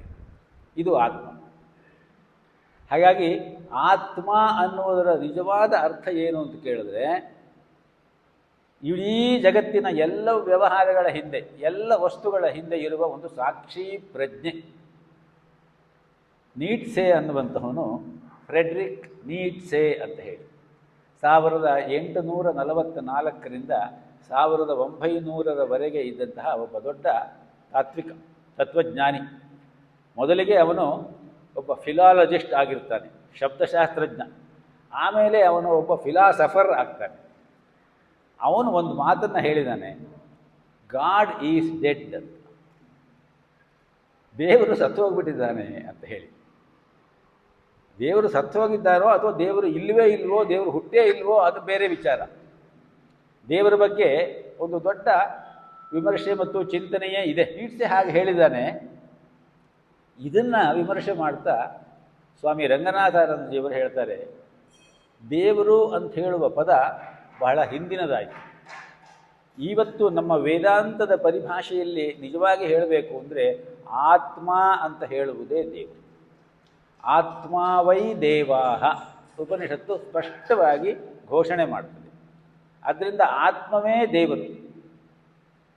ಆ ರೀತಿಯಲ್ಲಿ ಅವನು ಆ ವಿಗ್ರಹ ಆ ಮಂಟಪ ಮಾಡುವನು ಹೇಳಿದ್ದು, ಅಲ್ಲಿದ್ದಾನಲ್ಲ ಒಬ್ಬ, ಅವನು ಒಪ್ಪಬೇಕಲ್ಲ. ಆ ರೀತಿಯಲ್ಲಿ ದೇವರನ್ನು ನಾವು ಬಹಳ ಕೆಳಮಟ್ಟಕ್ಕೆ, ನಮ್ಮ ಮಟ್ಟಕ್ಕೆ ತಂದುಕೊಂಡು ಬಿಟ್ಟಿದ್ದೀವಿ ಅಂತ ಹೇಳ್ತಾರೆ ಚಿಂತಕರೆಲ್ಲ. ನಾವು ಅವನಿಗೆ ಪಟ್ಟೆ ಪೀತಾಂಬರ ಉಡಿಸಿದ್ರೆ ಅವನು ಅದನ್ನು ಉಟ್ಕೊಳ್ತಾನೆ, ನಾವು ಕಿರೀಟ ಹಾಕಿದ್ರೆ ಅದನ್ನು ಹಾಕ್ಕೊಳ್ತಾನೆ, ಪಂಚಪಕ್ಷ ಪರಮಾನ್ನ ಇಟ್ಟರೆ ಅದನ್ನು ಅವನು ಊಟ ಮಾಡ್ತಾನೆ. ನಮಗದೆಲ್ಲ ಬೇಕು, ಅದಕ್ಕೋಸ್ಕರ ನಾವು ಅವನಿಗೆ ಅದನ್ನು ಕೊಡ್ತೀವಿ. ಅದಕ್ಕಿಂತ ಹೆಚ್ಚಿನದು ಏನೂ ಇಲ್ಲ. ಶಿವರಾಮ ಕಾರಂತರು ತಮ್ಮ ಒಂದು ಪ್ರಬಂಧದಲ್ಲಿ ಹೇಳ್ತಾರೆ, ನಮ್ಮ ಅರಿವಿಗೆ ಎಟುಕದ ದೇವರು ಅಂತ ಹೇಳಿ. ನಮ್ಮ ಅರಿವಿಗೆ ಎಟುಕದ ದೇವರು. ನಾವು ಏನು ಮಾಡ್ತೀವಿ, ನಮ್ಮ ಅರಿವಿನಲ್ಲಿ ನಾವು ಆ ದೇವರನ್ನು ನೋಡ್ಲಿಕ್ಕೆ ಹೋಗ್ತೀವಿ. ಈಗ ಸಮುದ್ರ ಇದೆ. ಸಮುದ್ರ ಎಷ್ಟು ದೊಡ್ಡದಾಗಿದೆ ಅಂತ ಹೇಳುವಾಗ ಏನು ಮಾಡ್ತೀವಿ, ಎರಡೂ ಕೈಯನ್ನು ಉದ್ದಕ್ಕೆ ಆ ಕಡೆ ಈ ಕಡೆ ತೋರಿಸ್ಬಿಟ್ಟು ದೊಡ್ಡ ಸಮುದ್ರ ಅಂತೀವಿ. ಅಷ್ಟೇನ ಹಾಗಾದರೆ ಸಮುದ್ರ ಇರೋದು? ದೇವರು ಹಾಗೆಯೇ. ಆ ದೇವರನ್ನ ನಾವು ಕಲ್ಪನೆ ಮಾಡಿಕೊಳ್ಳುವ ರೀತಿಯೇ ಸರಿಯಾಗಿಲ್ಲ. ಬಿಂಬದೊಳಗೆ ಅಡಗಿಸಿಡುವ ನಮ್ಮ ಭಕ್ತಿ ಇಂಬು ಕಿಂಚಿನ್ ಮತಿಗೆ ಮಂಕುತಿಮ್ಮ ಅಂತ ಹೇಳ್ತಾರೆ. ಸತ್ಯನಾರಾಯಣ ಪೂಜೆ ಅಂತ ಮಾಡ್ತೀವಿ ನಾವು. ಒಂದು ಸಣ್ಣ ಚೆಂಬಿನಲ್ಲಿ ಸ್ವಲ್ಪ ನೀರು ಹಾಕಿಬಿಟ್ಟು ತೆಂಗಿನಕಾಯಿ ಇಟ್ಬಿಟ್ಟು ಅಖಿಲಾಂಡ ಕೋಟಿ ಬ್ರಹ್ಮಾಂಡ ನಾಯಕ್ ಏನೇನು ಬರುತ್ತೋ ಹೆಸರು ನಮಗೆ ಅದೆಲ್ಲವನ್ನೂ ಅಲ್ಲಿ ಆರೋಪಣೆ ಮಾಡಿ ಅಲ್ಲಿ ಆವಾಹನೆ ಮಾಡ್ತೀವಿ. ಅಷ್ಟು ಸಣ್ಣ ಚೆಂಬಿನಲ್ಲಿ ಅಷ್ಟು ದೊಡ್ಡ ಭಗವಂತನನ್ನು ನಾವು ಅಲ್ಲಿ ಸೇರಿಸ್ಲಿಕ್ಕೆ ಸಾಧ್ಯ ಉಂಟಾ? ಅಂಬುಧಿಯ ಮಡಕೆಯಲ್ಲಿ ಹೊಂಬಿಸಿಲ ಕಿಟಕಿಯಲ್ಲಿ ತುಂಬಿಕೊಳ್ಳುವ ಬಡವನೈಶ್ವರ್ಯದಂತೆ ಬಿಂಬದೊಳು ಅಮಿತ ಸತ್ವವ ಪಿಡಿದಿಡುವ ಭಕ್ತಿ ಇಂಬು ಕಿಂಚಿನ್ ಮತಿಗೆ. ನಮ್ಮ ಸಣ್ಣ ಮಟ್ಟಿಗೆ, ನಮ್ಮ ಸಣ್ಣ ಚಿಂತನೆಗೆ ಒಂದು ಇಂಬು ಭಕ್ತಿಗೆ ಅಷ್ಟೇ. ನಾವು ಅದಕ್ಕಿಂತ ಜಾಸ್ತಿ ಯೋಚನೆ ಮಾಡಲಿಕ್ಕೆ ಸಾಧ್ಯವಿಲ್ಲ. ಹಾಗಾಗಿ ನಮ್ಮ ಅರಿವಿನ ನೆಲೆಯನ್ನು ಮೀರದ ದೇವರು ಅವರು ಹೇಳೋದು. ನಮ್ಮ ಅರಿವು ಎಷ್ಟಿದೆಯೋ ಅಷ್ಟೇ ದೇವರು ನಮಗೆ. ಹಾಗಾದರೆ ಅಷ್ಟೇನೋ? ಇಲ್ಲ. ಈಗ ಕೃಷ್ಣನ ಅನುಭವ ನಿಮಗೆ ಇಲ್ಲದೆ, ಸರಿಯಾದ ರೀತಿಯಲ್ಲಿ ಕೃಷ್ಣನ ಅನುಭವ ಇಲ್ಲದೆ ನೀವು ಕೃಷ್ಣನನ್ನು ನೋಡಲಿಕ್ಕೆ ದೇವಸ್ಥಾನದ ಒಳಗಡೆಗೆ ಗರ್ಭಗುಡಿಗೆ ಹೋದರೆ ನಿಮಗೆ ಕೃಷ್ಣ ಅಂದರೆ ಏನು ಅಂತಲೇ ಗೊತ್ತಿಲ್ಲ. ಆ ಗರ್ಭಗುಡಿಯ ಮುಂದೆ ನಿಂತ್ಕೊಂಡು ಕಣ್ಣು ಮುಚ್ಚಿಕೊಳ್ಬೇಕು. ಕೃಷ್ಣ ಏನು ಅಂತ ಹೇಳುವುದು ನಮಗೆ ಹೊರಗಡೆ ಗೊತ್ತಿರಬೇಕು. ಆವಾಗ ಒಳಗಡೆ ಹೋಗಿ ಆ ವಿಗ್ರಹದ ಮುಂದೆ, ಆ ಪ್ರತಿಮೆಯ ಮುಂದೆ ಕಣ್ಣು ಮುಚ್ಚಿ ನಿಂತುಕೊಂಡಾಗ ನಮಗೊಂದು ಭಾವ ಬರ್ತದೆ. ಯಾಂತ್ರಿಕವಾಗಿ ರೂಢಿಯಂತೆ ದೇವಸ್ಥಾನಕ್ಕೆ ಹೋದರೆ ಆ ಕಡೆಯಿಂದ ಒಂದು ಸುತ್ತು ಬರೋದು, ನಮಸ್ಕಾರ ಮಾಡೋದು, ಈ ಕಡೆ ತೀರ್ಥ ತಗೊಂಡು ಬರೋದು ಆಗುತ್ತೆ. ದೇವರ ಕಲ್ಪನೆ ನಮ್ಮ ಮಿತಿಯನ್ನು ಮೀರುವುದಿಲ್ಲ. ಆದ್ದರಿಂದ ದೇವರನ್ನು ನಾವು ಸರಿಯಾದ ರೀತಿಯಲ್ಲಿ ಅರ್ಥೈಸಿಕೊಳ್ಳಲಿಕ್ಕೂ ಸಾಧ್ಯವಿಲ್ಲ. ಈ ದೇವರು ಮತ್ತು ಆತ್ಮ, ಅದನ್ನೇ ರಂಗನಾಥಾನಂದಜಿಯವರು ಹೇಳೋದು. ದೇವರು ಅನ್ನುವ ಪದ ಹಳೇದಾಗೋಯ್ತು, ಅದಿಲ್ಲ. ದೇವರನ್ನು ಇವಾಗ ಹೇಗೆ ಬೇಕೋ ಹಾಗೆ ಒಂದು ಕಮರ್ಷಿಯಲ್ ಕಮಾಡಿಟಿ ಮಾಡ್ಕೊಂಡು ಬಿಟ್ಟಿದ್ದಾರೆ ಜನಗಳು. ಅವರು ಬಹಳ ಕ್ರೂರವಾದ ಭಾಷೆಯನ್ನು ಉಪಯೋಗಿಸಿ ಹೇಳ್ತಾರೆ. ಪಂಡಾಗಳು ದುರ್ವೃತ್ತಿಯ ಪಂಡಾಗಳು ಅಂತ ಹೇಳ್ತಾರೆ. ನಮಗೆ ಆ ಮಟ್ಟದಲ್ಲಿ ಹೇಳಲಿಕ್ಕೆ ನಮಗೆ ಯೋಗ್ಯತೆ ಇಲ್ಲ ಅಂತ ನಾನು ವೈಯಕ್ತಿಕವಾಗಿ ತಿಳ್ಕೊಂಡಿದ್ದೇನೆ. ಅದರಿಂದ ಆದರೆ ಅಂಥವರು ಹೇಳಬಹುದು. ಅದರಿಂದ ದೇವರು ಅನ್ನುವುದಕ್ಕಿಂತ ಆತ್ಮ ಅನ್ನುವ ಶಬ್ದ ಇದೆಯಲ್ಲ, ಅದೇ ಎಲ್ಲವೂ ಕೂಡ, ಅದೇ ಸಾಕ್ಷಿ ಪ್ರಜ್ಞೆ. ಅದು ನಮಗೆ ಅವ್ಯಕ್ತ, ಕಾಣೋದಿಲ್ಲ. ಶಿವರಾಮ ಕಾರಂತರಾಗಲಿ, ಏನು ಮೂರ್ತಿರಾಯರು ಅಂತ ಒಬ್ಬರು ಇದ್ದರು, ಹೆಸರು ಕೇಳಿರ್ಬೋದು ತಾವೆಲ್ಲ. ಅವರು ದೇವರು ಅಂತ ಒಂದು ಪುಸ್ತಕವನ್ನು ಬರೆದಿದ್ದಾರೆ, ವಿಮರ್ಶಾತ್ಮಕವಾದ ಪುಸ್ತಕ. ದೇವರು ಅಂತ ಹೆಸರು ಅಷ್ಟೇನೆಯ, ಅವರ ಪುಸ್ತಕ ಪೂರ್ತಿ ದೇವರನ್ನು ನಿರಾಕರಿಸಿ ದೇವರನ್ನು ಖಂಡತುಂಡವಾಗಿ ಅವನು ದೇವರು ಅಂತ ಹೇಳೋದು ಇಲ್ಲ ಅನ್ನುವ ರೀತಿಯಲ್ಲೇ ಬರೆದಿರೋದು ಅವರು. ಅದಕ್ಕೆ ಪಂಪ ಪ್ರಶಸ್ತಿಯೂ ಸಿಕ್ಕಿ. ತುಂಬ ತುಂಬ ಸುಂದರವಾದ ಪುಸ್ತಕ, ತುಂಬ ಸುಂದರವಾದ ಪುಸ್ತಕ, ಎಲ್ಲರೂ ಓದಬೇಕಾದಂತಹ ಪುಸ್ತಕ. ಒಮ್ಮೆ ಏನಾಯ್ತಂತೆ, ಯಾವುದೋ ಒಂದು ಸಂದರ್ಭದಲ್ಲಿ ಯಾರೋ ಒಬ್ಬಾಕೆ ಅವರಿಗೆ ಪರಿಚಯ ಆಯಿತು. ಅವರ ಹೆಗಲ ಬ್ಯಾಗ್ನಲ್ಲಿ ಒಂದು ದೇವರು ಪುಸ್ತಕ ಇತ್ತು. ಅದನ್ನು ತೆಗೆದರು, ತಮ್ಮ ಸೈನ್ ಹಾಕಿಬಿಟ್ಟು ದೇವರು ನಿನಗೆ ಒಳ್ಳೆಯದನ್ನು ಮಾಡಲಿ ಅಂತ ಹೇಳಿ ಬರೆದು ಕೊಟ್ಟರಂತೆ. ಆ ಹುಡುಗಿಗೆ, ಆಕೆ ಇನ್ನೂ ಹುಡುಗಿ, ಒಂದು 18, 19, 20 ವರ್ಷದವಳಿರಬಹುದು, ಗೊತ್ತಿಲ್ಲ ಇದು ದೇವ್ರ ಬಗ್ಗೆನೇ ಬರೆದಿದ್ದಾರೆ ಇವರು ಅಂತ ಹೇಳ್ಬಿಟ್ಟು ಅಂದ್ಕೊಂಡಿದ್ಲು. ಮನೆಗೆ ಹೋಗಿ ನೋಡಿದ್ರೆ ಪೂರ್ತಿ ದೇವರನ್ನು ನಿರಾಕರಿಸಿಬಿಟ್ಟು ಬರೆದಿದ್ದಾರೆ ಅವರು. ಇನ್ನೊಂದು ಯಾವುದೋ ಸಂದರ್ಭದಲ್ಲಿ ಅವರನ್ನು ನೋಡುವ ಸಂದರ್ಭ ಬಂದಂತೆ. ಆವಾಗ ಅವಳು ಕೇಳ್ತಾಳಂತೆ, ತಾತ ನೀವು ದೇವರನ್ನು ಸಂಪೂರ್ಣ ನಿರಾಕರಿಸಿಬಿಟ್ಟು ಪುಸ್ತಕ ಬರೆದುಬಿಟ್ಟು ಆ ಪುಸ್ತಕದ ಮೇಲೆ ದೇವರು ನನಗೆ ಒಳ್ಳೆಯದನ್ನು ಮಾಡಲಿ ಅಂತ ಬರೆದು ಕೊಟ್ಟಿದ್ದಾರಲ್ಲ, ನೀವೇ ಖಂಡನೆ ಮಾಡಿರುವ ದೇವರು ನನಗೆ ಹೇಗೆ ಒಳ್ಳೆಯದು ಮಾಡ್ತಾನೆ ಅಂತ ಕೇಳಿದಂತೆ. ನೋಡಿ ಆ ಹುಡುಗಿಯ ಮನೋಭಾವ ಹೇಗಿದೆ, ಅದು ಬರಬೇಕು ನಮಗೆ. ಅದಕ್ಕೆ ಮೂರ್ತಿರಾಯರು ಹೇಳಿದ್ರಂತೆ, ದೇವರು ಇಲ್ಲ ಅಂತ ಹೇಳುವುದು ನನ್ನ ಆರ್ಗ್ಯುಮೆಂಟಮ್ಮ. ದೇವರು ಇದ್ದಾನೋ ಇಲ್ವೋ ನನಗೇನು ಗೊತ್ತು, ನನ್ನ ಆರ್ಗ್ಯುಮೆಂಟು. ಇನ್ನೊಬ್ಬ ಯಾರೋ ದೇವರು ಇದ್ದಾನೆ ಅಂತ ಹೇಳಿ ಆರ್ಗ್ಯುಮೆಂಟ್ ಮಾಡ್ಬೋದು. ಆ ಆರ್ಗ್ಯುಮೆಂಟಿಗೂ ನಮ್ಮ ಆರ್ಗ್ಯುಮೆಂಟಿಗೂ ಬೇರೆ ಬೇರೆ ವಿರೋಧ ಬರಬಹುದು. ಆದರೆ ನನ್ನ ಆರ್ಗ್ಯುಮೆಂಟನ್ನು ನಾನು ಹೇಳಿದ್ದೇನೆ. ಹಾಗಾದರೆ ದೇವರು ಒಳ್ಳೆಯದು ಮಾಡಲಿ ಅಂತ ಬರ್ಕೊಟ್ಟಿದ್ರ ಉದ್ದೇಶ ಏನು? ಸಾಮಾನ್ಯವಾಗಿ ದೊಡ್ಡವರು ಚಿಕ್ಕವರಿಗೆ ಏನಾದರೂ ಒಳ್ಳೆಯ ಮಾತನ್ನು ಹೇಳುವಾಗ ದೇವರು ನಿನಗೆ ಒಳ್ಳೆಯದು ಮಾಡಲಿ ಅಂತ ಹೇಳುವುದು ಒಂದು ಪರಿಪಾಠ. ಆ ಪರಿಪಾಠದಂತೆ ನಾನು ಬರ್ಕೊಟ್ಟಿದ್ದೇನಮ್ಮ, ಅದಕ್ಕಿಂತ ಜಾಸ್ತಿ ನನಗೆ ಇವರು ಬರ್ಕೊಟ್ಬಿಟ್ಟಿದ್ದಾರೆ, ನನಗೆ ದೇವರು ಎಲ್ಲ ಮಾಡ್ತಾನೆ ಅನ್ನೋ ಭ್ರಮೆಗೆ ಬೀಳಬೇಡ ನೀನು ಅಂತ ಹೇಳಿದ್ರು. ಆ ರೀತಿಯಲ್ಲಿ ದೇವರು ನಮಗೆ, ಅದಕ್ಕೆ ಹೇಳೋದು ಆತ್ಮ ಒಪ್ಪುವಂತಹ ರೀತಿಯಲ್ಲಿ ನಾವು ಕೆಲಸ ಮಾಡಬೇಕು. ಆತ್ಮ ಅಂತ ಹೇಳುವುದು ಕಣ್ಣಿಗೆ ಕಾಣದೇ ಇರುವಂಥದ್ದು, ಅವ್ಯಕ್ತ. ಆ ಅವ್ಯಕ್ತವಾಗಿದ್ದರೂ ಕೂಡ ನಮ್ಮ ಒಳಗೇ ಇದೆ. ಡಿ ವಿ ಜಿಯವರೇ ನೋಡಿ, ಒಂದು ಸುಂದರವಾದಂತಹ ಒಂದು ಕವನ ಬರೆದಿದ್ದಾರೆ ಆತ್ಮದ ಚಿಂತನೆಯ ಬಗ್ಗೆ. ಎಷ್ಟು ಸುಂದರವಾಗಿದೆ ಅದು ಅಂದರೆ, ಆ ಆತ್ಮವೇ ಬ್ರಹ್ಮ. ತೈತರಿಯೋಪನಿಷತ್ತು ಏನು ಹೇಳುತ್ತೆ? ತಸ್ಮಾದ್ವಾ ತಸ್ಮಾದಾತ್ಮನ ಆಕಾಶ ಸಂಭೂತಃ ಅಂತ ಹೇಳುತ್ತೆ. ಆಕಾಶವೇ ಹುಟ್ಟಿತು, ಆಕಾಶದಿಂದ ವಾಯು, ವಾಯುವಿನಿಂದ ಇದು ಬರುತ್ತದೆ. ಆದ್ದರಿಂದ ಆ ಬ್ರಹ್ಮವಸ್ತುವೇ ಆತ್ಮ. ಬ್ರಹ್ಮವಸ್ತು ಸುಮ್ಮನೊಬ್ಬಂಟಿ ಬೇಸರಬಹುದು, ಒಮ್ಮೊಮ್ಮೆನು ಕೋಟಿ ರೂಪದಲ್ಲಿ ತಾನೆಂದು ಎಳಸಿದಂತೆ. ಆ ಎಳಸಿಕೆಯೇ ಈ ಜಗ, ಆ ಎಳಸಿಕೆಯೇ ಮಾಯೆ. ನಮ್ಮಿರವು ಮಾಯೆಯಲ್ಲಿ. ಆ ಎಳಸಿಕೆ ಅಂದರೆ ಅವನ ಆ ಬ್ರಹ್ಮನ ಚಿಂತನೆ. ಆ ಮಾಯೆಯ, ಆ ಎಳಸಿಕೆಯ ಮಾಯೆಯಲ್ಲಿ ನಾವಿದ್ದೇವೆ. ಆದ್ದರಿಂದ ಬ್ರಹ್ಮವಸ್ತು ಆತ್ಮರೂಪದಲ್ಲಿ ಇಡೀ ಜಗತ್ತಾಗಿ ಹಮ್ಮಿಕೊಂಡಿದೆ. ಇಹುದೋ ಇಲ್ಲವೋ ತಿಳಿಯಗೊಡದೊಂದು ವಸ್ತು ನಿಜ ಮಹಿಮೆಯಿಂ ಜಗವಾಗಿ ಜೀವರೂಪದಲ್ಲಿ ವಿಹರಿಪುದು ಅದು ಒಳ್ಳಿತೆಂಬುದು ನಿನಗೆ ನಿಸದವಾದೊಡೆ ಆ ವಿಶೇಷಕ್ಕೆ ಮಣಿಯು. ಸುಮ್ಮನೆ ದೇವರಿಗೆ ನಮಸ್ಕಾರ ಮಾಡಬೇಡ ನೀನು. ಯಾವುದೋ ಒಂದು ಇದೆಯೋ ಇಲ್ಲವೋ ಅಂತ ಹೇಳಿ ನಿನ್ನ ಒಳಗಡೆಗೆ ನೀನು ಯೋಚನೆ ಮಾಡು. ಇಹುದೋ ಇಲ್ಲವೋ ತಿಳಿಯಗೊಡದೊಂದು ವಸ್ತು ನಿಜ ಮಹಿಮೆಯಿಂ ಜಗವಾಗಿ ಜೀವರೂಪದಲ್ಲಿ ವಿಹರಿಪುದು. ಎಷ್ಟು ರೀತಿಯಲ್ಲಿ ವಿಹಾರ ಮಾಡ್ತಾ ಇದೆ ಅದು. ಇಲ್ಲಿ ನಾವು ಎಷ್ಟು ಜನ ಇದ್ದೀವಿ, ಹೊರಗಡೆ ಎಷ್ಟು ಜನ ಇದ್ದಾರೆ, ಲೋಕದಲ್ಲಿ ಎಷ್ಟು ಜನ ಇದ್ದಾರೆ, ಎಲ್ಲರಲ್ಲಿಯೂ ಇರುವುದು ಅದು ಒಂದೇ ಒಂದು, ಅದೇ ಆತ್ಮ. ಅದು ಅವ್ಯಕ್ತ. ನಮಗೆ ಕಾಣುವುದು ಯಾವುದು ವ್ಯಕ್ತ? ಶರೀರ. ಎಲ್ಲರ ಶರೀರವೂ ನಮಗೆ ಕಾಣುತ್ತೆ, ಆದರೆ ಶರೀರದ ಒಳಗಿರುವ ಶರೀರ ನಮಗೆ ಕಾಣುವುದಿಲ್ಲ. ಆ ರೀತಿಯಲ್ಲಿ ಅದು ಇದೆ, ಅದು ಆಗ್ತಾ ಇರೋದು ಒಳ್ಳೆಯದು, ಜಗತ್ತು ಒಳ್ಳೆಯ ರೀತಿಯಲ್ಲಿ ಹೋಗಬೇಕು ಅನ್ನೋ ದೃಷ್ಟಿಯಿಂದ ಮಾಡಿದೆ ಅಂತ ಹೇಳುವುದು ನಿನಗೆ ನಿಸದವಾದೊಡೆ. ನಿನ್ನ ಮನಸ್ಸಿಗೆ ಕನ್ಫರ್ಮ್ ಆದರೆ, ನಿನ್ನ ಮನಸ್ಸು ಅದನ್ನು ಒಪ್ಪಿದ್ರೆ ಆ ವಿಶೇಷಕ್ಕೆ ಮಣಿದಿ. ಸುಮ್ಮನೆ ನಮಸ್ಕಾರ ಮಾಡಬೇಡ ನಾನು ಹೇಳ್ತಾ ಇದ್ದೀನಿ ಅಂತ. ಈ ಒಂದು ಆ ರೀಸನಬಲ್ ಆಗಿ ಯೋಚನೆ ಮಾಡುವ ಮನೋಭಾವ ನಮಗೆ ಬರಬೇಕು. ಅದನ್ನು ಇಲ್ಲಿ ಹೇಳ್ತಾ ಇದ್ದಾರೆ ಡಿ ವಿ ಜಿಯವರು. ನೋಡಿ ಎಷ್ಟು ಚೆನ್ನಾಗಿ ಹೇಳ್ತಾರೆ ಆ ಆತ್ಮದ ಇದ್ರ ಬಗ್ಗೆ. ಏನೋ ಅದೊಂದಿತ್ತು, ಮೊದಲಿಗೆ ಏನೋ ಅದೊಂದಿತ್ತು, ಏನೂ ಇರದ ಒಲಿತ್ತು, ಏನೂ ಇಲ್ಲ ಅನ್ನುವ ರೀತಿಯಲ್ಲಿತ್ತು. ಋಗ್ವೇದದಲ್ಲಿ ನಾಸದೀಯ ಸೂಕ್ತ ಹೇಳುವ ಮಾತಿದು. ನಾ ಸದಾಸೀತ್ ನೋ ಸದಾಸೀತ್, ನ ಅಸತ್ ಆಸೀತ್ ನೋ ಸದಾಸೀತ್. ಮೊದಲಿಗೆ ಇದ್ದಿದ್ದು ಅಸತ್ತೇ, ಸತ್ತಲ್ಲ. ಆಮೇಲೆ ಏನಾಯಿತು? ಸಚ್ಚತ್ಯಚ್ಚ ಭವತು, ನಿರುಕ್ತಂಚ ನಿರುಕ್ತಂಚ, ನಿಲಯನಂಚ ನಿಲಯನಂಚ, ವಿಜ್ಞಾನಂಚ ವಿಜ್ಞಾನಂಚ, ವಿಜ್ಞಾನ ಅವಿಜ್ಞಾನ, ನಿರುಕ್ತ ಅನಿರುಕ್ತ, ಇದೆಲ್ಲವೂ ಆಮೇಲೆ ಆಯಿತು.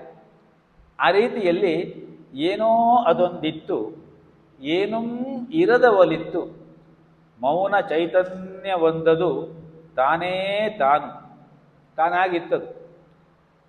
ಇದು ಬಿಗ್ ಬ್ಯಾಂಗ್ ಅಂತ ಹೇಳಿ ನಾವೇನು ಪಾಶ್ಚಾತ್ಯರು ಹೇಳ್ತಾರೋ ಅದಕ್ಕಿಂತ ಮೊದಲಿನ ಅವ್ಯಕ್ತ ದಶೆಯ ವರ್ಣನೆ. ಸದ್ದಿಲ್ಲ, ಸುಳಿವಿಲ್ಲ, ಘಮಲು ಇಲ್ಲ, ಸವಿ ಇಲ್ಲ, ಸೋಕಿಲ್ಲ. ಅವ್ಯಕ್ತೋಯಂ ಅಚಿಂತ್ಯೋಯಂ ಅವಿಕಾರ್ಯೋಯಂ. ಸದ್ದಿಲ್ಲ, ಸುಳಿವಿಲ್ಲ, ಘಮಲು ಸವಿ ಸೋಕಿಲ್ಲ. ನಿದ್ರಿಪನ ಮನದವರು ತನ್ನರಿವೂ ಇಲ್ಲ. ನಿದ್ರೆ ಮಾಡಿದವರಿಗೆ ತಾನಿದ್ದೇನೆ ಅಂತ ಹೇಳೋದು ಗೊತ್ತಾಗೋಲ್ಲ. ಸೃಷ್ಟಿ ಪೂರ್ವದೊಳಿರ್ದುದಾ ಬ್ರಹ್ಮ ಸದ್ವಸ್ತು ಆತ್ಮಕಾಣ. ಸೃಷ್ಟಿ ಪಡದ ರಹಸ್ಯದೇಕೈಕ, ಸ್ಪಷ್ಟ ಪಡದ ರಹಸ್ಯದ ಏಕೈಕ ವಸ್ತು. ಚೇಷ್ಟಿಸದ ಮಾಶಕ್ತಿಯ ಗುಹೆಯೊಳಗೆ ಅಡಗಿತ್ತು. ಮಾಶಕ್ತಿ ಅಂತ ಹೇಳಿದ್ರೆ ಮಾಯಾಶಕ್ತಿ. ಪರಬ್ರಹ್ಮ ಶಕ್ತಿ ಆತ್ಮ ಕೆಲಸ ಮಾಡಬೇಕಾದ್ರೆ ಶರೀರದಲ್ಲಿ ಧರಿಸಿ ಬಂದಾಗ ಆ ಶರೀರದ ಒಳಗೆ ಆತ್ಮ ತನ್ನ ಮಾಯಾ ಆವರಣವನ್ನು ಹಾಕಿಕೊಂಡೇ ಇರುತ್ತೆ. ಮಾಯೆ ಇಲ್ಲದೆ ಹೋದರೆ ಪ್ರಕೃತಿ ತನ್ನ ಕಾರ್ಯವನ್ನು ಮುಂದುವರಿಸಲಿಕ್ಕೆ ಸಾಧ್ಯವಿಲ್ಲ. ಈಶ್ವರ ಸರ್ವಭೂತಾನಾಂ ಹೃದ್ದೇಶೇ ಅರ್ಜುನ ತಿಷ್ಠತಿ, ಭ್ರಾಮಯನ್ ಸರ್ವಭೂತಾನಿ ಯಂತ್ರಾರೂಢಾನಿ ಮಾಯೆಯ. ಕೃಷ್ಣ ಕೊನೆಯ ಅಧ್ಯಾಯದಲ್ಲಿ ಈ ಮಾತನ್ನು ಹೇಳ್ತಾನೆ. 7ನೇ ಅಧ್ಯಾಯದಲ್ಲಿ ಹೇಳ್ತಾನೆ, ದೈವೀ ಹ್ಯೇಷಾ ಗುಣಮಯೀ ಮಮ ಮಾಯಾ ದುರತ್ಯಯ. ಇದು ತ್ರಿಗುಣಗಳಿಂದ ಕೂಡಿದ ಒಂದು ದೈವೀ ಮಾಯೆ, ದೇವಿ. ಅದನ್ನು ಯಾರೂ ಕೂಡ ದಾಟಿ ಹೋಗಲಿಕ್ಕೆ ಸಾಧ್ಯವಿಲ್ಲ. ಯಾರು ಅದನ್ನು ದಾಟಿ ಹೋಗಬಹುದು, ಮಾಯೆಯನ್ನು ದಾಟಬಹುದು ಅಂತ ಕೇಳಿದ್ರೆ, ಯೇ ಭಜಂತಿತು ಮಾಂ ಭಕ್ತ್ಯ ಮಾಯಾಮೇತಾಂ ತರಂತಿತೆ. ನಿಜವಾಗಿ ನನಗೆ ಸರೆಂಡರ್ ಆದವರು, ನಿಜವಾಗಿ ನನ್ನನ್ನು ಸರಿಯಾದ ರೀತಿಯಲ್ಲಿ ತಿಳಿದುಕೊಂಡವರು, ನಿಜವಾಗಿ ನನ್ನನ್ನು ಅನುಸರಿಸುವವರು, ಕೇವಲ ಮಂಗಳಾರತಿ ಮಾಡುವವರಲ್ಲ, ನಿಜವಾಗಿ ನನ್ನನ್ನು ಅನುಸರಿಸುವವರು. ಕೃಷ್ಣನ ಅನುಭವ ನಮಗೆ ಹೊರಗಡೆಗೆ ಬರದೆ ಹೋದರೆ ಮೂರ್ತಿ ಏನು ಕೊಡುತ್ತೆ ನಮಗೆ? ಪ್ರತಿಯೊಬ್ಬರಲ್ಲೂ ಕೂಡ, ಪ್ರತ್ಯಕ್ ಜೀವದಲ್ಲಿಯೂ ಕೂಡ ನಾವು ಕೃಷ್ಣನನ್ನು ಕಾಣುವಂತಹ ಮನೋಭಾವವನ್ನು ಬೆಳೆಸಿಕೊಂಡರೆ ಆಗ ಆ ಮೂರ್ತಿಯಲ್ಲೂ ಒಂದು ಅರ್ಥ ಕಾಣ್ತದೆ. ಇದಲ್ಲದೆ ಹೋದರೆ ನಮಗೆ ಆ ಮೂರ್ತಿ ಸುಮ್ಮನೆ ಬರೀ ಮೂರ್ತಿ ಅಷ್ಟೇ, ಒಂದು ವಿಗ್ರಹ. ಆ ರೀತಿಯಲ್ಲಿ ಚೇಷ್ಟಿಸದ ಮಾಶಕ್ತಿ ಆ ಗುಹೆಯೊಳಗೆ ಅಡಗಿತ್ತು, ಆ ಆತ್ಮ ಅನ್ನುವ ಆ ಚಿಂತನೆ. ಇಷ್ಟಮುಂ ಅನಿಷ್ಟಮುಂ ಎಂಬುದು ಇಲ್ಲವಿತ್ತು. ಕಷ್ಟಪದ ಕಾರಿಂದ, ತುಷ್ಟಿ ಯಾರಿಂದ, ದೃಷ್ಟಿಸಲ್ಕೆ ಇನ್ನೊಂದು ಇಲ್ಲದಿರುವಂದು. ನೋಡಲಿಕ್ಕೆ ಇನ್ನೊಂದು ವಸ್ತುವೇ ಇಲ್ಲ, ಅಲ್ಲಿ ಏನೂ ಇಲ್ಲ. ಹಾಗಿರುವಾಗ ಅದರಿಂದ ಕಷ್ಟ ಯಾರಿಗೆ, ಅಥವಾ ಅದಕ್ಕೆ ಕಷ್ಟ ಯಾರಿಗೆ? ಇಲ್ಲ. ಅತ್ತಲಿತ್ತಲದೆತ್ತಲೆಂಬುದಂದಿಲ್ಲ. ಅತ್ತಲಿತ್ತಲದೆತ್ತಲೆಂಬುದಂದಿಲ್ಲ. ಎತ್ತಲೆತ್ತಲು ಮುಂದು ತಾನೇ ತಾನಾಗಿ ತುಂಬಿಕೊಂಡಿತ್ತು. ಮೇಲೆ ಕೆಳಗೆ ಒಳಗೆ ಬಳಿ ಸುತ್ತಲೆತ್ತೆತ್ತಲು ವಿದ್ಯುಲ್ಲಹರಿಯೊಂದು. ಧೂಳಿ ಕಣ ಭೂಗೋಳ ರವಿ ಚಂದ್ರ ತಾರೆಗಳ ಚಾಲಿಪುದು ಬಿಡುಗೊಡದೆ. ಆ ರೀತಿಯಲ್ಲಿ ಡಿ ವಿ ಜಿಯವರು ಇದನ್ನು ಕಗ್ಗದಲ್ಲೂ ಕಾಣಿಸಿದ್ದಾರೆ. ಇದು ದುರ್ಗಾ ಸಪ್ತಶತಿಯಲ್ಲಿ, ದುರ್ಗಾ ಸಪ್ತಶತಿಯನ್ನು ಸಾಮಾನ್ಯವಾಗಿ ನವರಾತ್ರಿಯಲ್ಲಿ ಇಲ್ಲಿ ಅನುಸಂಧಾನ ಮಾಡ್ತೀರಿ ನೀವು. ದುರ್ಗಾ ಸಪ್ತಶತಿಯ ನಾರಾಯಣಿ ಸ್ತುತಿಯಲ್ಲಿ ಇಂದ್ರಾದಿಗಳು ಅಗ್ನಿಯನ್ನು ಮುಂದೆ ಮಾಡಿಟ್ಟುಕೊಂಡು ಹೋಗಿ ಪ್ರಾರ್ಥನೆ ಮಾಡುವಾಗ ಅಲ್ಲಿ ಒಂದು ಪ್ರಾರ್ಥನಾ ಶ್ಲೋಕ ಇದೆ. ವಿದ್ಯಾಸು ಶಾಸ್ತ್ರೇಷು ವಿವೇಕದೀಪೇಷು ಆದ್ಯೇಷು ವಾಕ್ಯೇಷು ಚಕಾತ್ವದನ್ಯ ಮಮತ್ವಕರ್ತೇತಿ ಮಹಾಂಧಕಾರೇ ವಿಭ್ರಾಮಯತ್ಯೇತದತೀವ ವಿಭ್ರಾಮಯತಿ ಏತತು ಅತೀವ ಶಕ್ತಿ. ಎಲ್ಲ ವಿದ್ಯೆಗಳಲ್ಲಿ, ಶಾಸ್ತ್ರಗಳಲ್ಲಿ, ಆದ್ಯ ವಾಕ್ಯಗಳಲ್ಲಿ ಪ್ರತಿಯೊಂದರಲ್ಲೂ ಹೇಳಿರುವುದನ್ನೆಯ ಅದನ್ನೆಯ ಯಾವುದನ್ನ? ಮಮತ್ವಗರ್ತೇತಿ ಮಹಾಂಧಕಾರೇ. ಮಮ ಅನ್ನುವಂತಹ ಭಾವ, ಸಂಸಾರದ ತೊಂದರೆ ಎಲ್ಲವೂ ಬರುವುದು ನಾನು, ನನ್ನನ್ನು, ನನ್ನಿಂದ, ನನಗೋಸ್ಕರ, ನನ್ನ ದೆಸೆಯಿಂದ, ನನ್ನಲ್ಲಿ. ಪ್ರಥಮ ವಿಭಕ್ತಿಯಿಂದ ಸಪ್ತಮಿ ವಿಭಕ್ತಿಯವರೆಗೆ ಇಷ್ಟರಿಂದನೇ ಬರುವುದು. ಆ ಮಮ ಅನ್ನುವಂತಹ ಗರ್ತ ಅಂದರೆ ಆಳವಾದ ಸಂಸಾರದ ಮನೋಭಾವ. ಆ ಮಮತ್ವಗರ್ತೇತಿ ಅದು ಮಹಾಂಧಕಾರಯುಕ್ತವಾದದ್ದು. ವಿಭ್ರಾಮಯತ್ಯೇತದತೀವ ವಿಶ್ವಂ. ಈ ವಿಶ್ವವನ್ನು ಗರಗರ ಗರಗರ ಗರಗರ ಅಂತ ತಿರುಗಿಸ್ತಾ ಇದ್ದಾಳೆ ಆ ಮಾಯಾದೇವಿ. ಅದನ್ನು ದೈವೀ ಹ್ಯೇಷಾ ಗುಣಮಯಿ ಮಮ ಮಾಯಾ ದುರತ್ಯಯ ಯೇ ಭಜಂತಿತು ಮಾಂ ಭಕ್ತ್ಯ ಮಾಯಾಂ ಏತಾಂ ತರಂತಿತೆ. ತೇ ಅವರು ಈ ಮಾಯೆಯ ಸಾಗರವನ್ನು ದಾಟ್ತಾರೆ. ಆ ರೀತಿಯಲ್ಲಿ ಎತ್ತಲೆತ್ತಲು ಮುಂದು ತಾನೇ ತುಂಬಿತ್ತು, ಆಗಲೀಗದೇಗಳೆಂಬುದಂದಿಲ್ಲ, ಭಾಗ ಕೆಡಬಿಡದೆ ತಾನೊಂದೇ ಒಂದಾಗಿ ತುಂಬಿಕೊಂಡಿತ್ತು. ಎಲ್ಲರಲ್ಲಿಯೂ ಆತ್ಮ ಇದೆ, ತುಂಬಿಕೊಂಡಿತ್ತು ಅಂತ ಸುಮ್ಮನೆ ನಾವು ಹೇಳ್ಕೊಂಡ್ರೆ ಪ್ರಯೋಜನವಿಲ್ಲ. ಇಲ್ಲಿ ಕೂತಿರುವವರು ಎಲ್ಲರಲ್ಲಿಯೂ ಕೂಡ ಒಂದು ಆತ್ಮ ಚೈತನ್ಯ ಇದೆ. ತುಂಬಿಕೊಂಡಕ್ಕೆ ನಮಗನ್ಸೋದಿಲ್ವಾ? ಸಂಪೂರ್ಣ ಗೋಳದಲ್ಲಿ ನೆನೆದೆಡೆಯೇ ಕೇಂದ್ರವಲ್ಲ. ಒಂದು ಗೋಳಾಕಾರದ ಚೆಂಡು ತಗೊಂಡು ನೀವು ಹೀಗೆ ಮಾಡಿಬಿಟ್ಟು ಕೈ ಹೀಗೆ ಇಟ್ಕೊಂಡ್ರೆ ಒಂದು ಬೆರಳು ಅದು ಎಲ್ಲಿಗೆ ನಿಲ್ಲುತ್ತೋ ಅದೇ ಕೇಂದ್ರ, ಸುತ್ತಲೂ ಅದು ಬರುತ್ತೆ. ಈಗ ನೀವು ಈ ಇಡೀ ಬ್ರಹ್ಮಾಂಡದ ಕೇಂದ್ರ ಅಂತ ಭಾವಿಸಿಕೊಂಡ್ರೆ ಇಡೀ ಬ್ರಹ್ಮಾಂಡವೆಲ್ಲ ನಿಮ್ಮ ಸುತ್ತಲೇ ಇದೆ. ವ್ಯಕ್ತಿಗತವಾಗಿ ಪ್ರತ್ಯೇಕ ದೃಷ್ಟಿಯಲ್ಲಿ ನೋಡಿದಾಗಲೂ ಕೂಡ ಸಂಪೂರ್ಣ ಗೋಳದಲ್ಲಿ ನೆನೆದೆಡೆಯ ಕೇಂದ್ರವಲ್ಲ. ಅದು ಕಂಪಿಸುವ ಕೇಂದ್ರ ನೀನು, ಬ್ರಹ್ಮ ಕಂದುಕದಿ. ಸುಮ್ಮನೆ ಕೇಂದ್ರ ಅಲ್ಲ ನೀನು, ಚಾಲನ ಶಕ್ತಿಯನ್ನು ಇಟ್ಟುಕೊಂಡಂತಹ ಅಂತಶ್ಚೈತನ್ಯ ಯುಕ್ತವಾದಂತಹ ಒಂದು ಕೇಂದ್ರ ನೀನು. ಯಾವುದರಲ್ಲಿ? ಬ್ರಹ್ಮ ಕಂದುಕದಿ. ಬ್ರಹ್ಮಾಂಡವೆಂಬ ಆ ಬ್ರಹ್ಮನಾಡುವ ಕಂದುಕ ಚೆಂಡಿನಲ್ಲಿ ಶಂಪಾತರಂಗ ವದರೊಳು ತುಂಬಿ ಪರಿಯುತ್ತಿದೆ. ಶಂಪಾತರಂಗ ಅಂದರೆ ವಿದ್ಯುಲ್ಲತೆಯ ಇದು ಏನು ಮಿಂಚು ಬರುತ್ತಲ್ಲ, ಆ ಮಿಂಚಿನ ಶಕ್ತಿ, ವಿದ್ಯುತ್ ಶಕ್ತಿ. ಶಂಪಾತರಂಗ ವದರೊಳು ತುಂಬಿ ಪರಿಯುತ್ತಿರೆ ದಂಭೋಳಿ ನೀನಾಗು ಮಂಕುತಿಮ್ಮ ಅಂತ ಹೇಳ್ತಾರೆ. ದಂಭೋಳಿ ಅಂದರೆ ಸಿಡಿಲು. ಬರೀ ಮಿಂಚು ಬಂದರೆ ಪ್ರಯೋಜನವಿಲ್ಲ. ನೀನು ನಿನ್ನ ಆತ್ಮ ಚೈತನ್ಯವನ್ನು, ಅಂತಶ್ಚಲನೆಯನ್ನು ಸರಿಯಾದ ರೀತಿಯಲ್ಲಿ ಉದ್ದೀಪನ ಮಾಡಿಕೊಂಡು ಸಿಡಿಲಿನಂತೆ ನೀನು ಎಲ್ಲ ಜಗತ್ತಿಗೆ ಉಪಕಾರವನ್ನು ಮಾಡುವಂತಹ ಮಳೆಯನ್ನು ಸುರಿಸು. ಅದು ನಮ್ಮ ವ್ಯಕ್ತಿತ್ವದ ವಿಕಸನ, ಅದು ನಮ್ಮ ಆತ್ಮ ವಿಕಸನ. ಅದರಿಂದ ಆತ್ಮ ಲಾಭವೂ ಆತ್ಮ ಕಲ್ಯಾಣವೂ ಎರಡೂ ಆಗುತ್ತೆ ಅಂತ ಹೇಳುವುದು ಡಿ ವಿ ಜಿಯವರ ಆ ಪದ್ಯದ ಹಿಂದಿರುವ ಆಶಯ. ಆ ರೀತಿಯಲ್ಲಿ ಆಗಲೀಗ ದಯಗಳೆಂಬುದಂದಿಲ್ಲ, ಭಾಗ ಕೆಡಬಿಡದೆ ತಾನೊಂದೇ ಒಂದಾಗಿ ತುಂಬಿಕೊಂಡಿತ್ತು. ಮೊದಲಿದ್ದುದಂತು ಸೃಷ್ಟಿಗೆ ಮೊದಲು, ಅದು ಅನಾದಿ, ಅದು ಅನಂತ, ಅದು ಅಚಿಂತ್ಯ, ಅದು ಸತ್ವ. ಈ ಪದ್ಯ ಏನು ಹೇಳ್ತದೋ ಇಲ್ಲಿ 25ನೇದು, ಅದಕ್ಕೆ ಸರಿಯಾದ ಒಂದು ವಿವರಣೆ. ಅದು ಅನಾದಿ, ಅದು ಅನಂತ, ಅದು ಅಚಿಂತ್ಯ, ಅವ್ಯಕ್ತೋಯಂ ಅಚಿಂತ್ಯೋಯಂ, ಅದು ಸತ್ವಂ, ಅದೇ ಆತ್ಮ. ರೂಪಿಲ್ಲ, ರಂಗಿಲ್ಲ, ನೋಳ್ಪವನು ಮಿಲ್ಲ, ತಾಪಿಲ್ಲ, ತಣಿವಿಲ್ಲ, ಸೋಕುವನೂ ಇಲ್ಲ. ಏನಿತ್ತೋ ಏನಿಲ್ಲವೋ ತಿಳಿಯದದು, ನಾನು ನೀನೆಂದೆಂಬ ಭಾವನೆಗಂ ಅರಿದು ಎಲ್ಲ ಶೂನ್ಯಪ್ರಾಯಮೆಲ್ಲಂ ಅಮೇಯಂ, ಎಲ್ಲ ಸತ್ತಾ ಮಾತ್ರಮೆಲ್ಲಮಂ ಅವ್ಯಕ್ತಂ.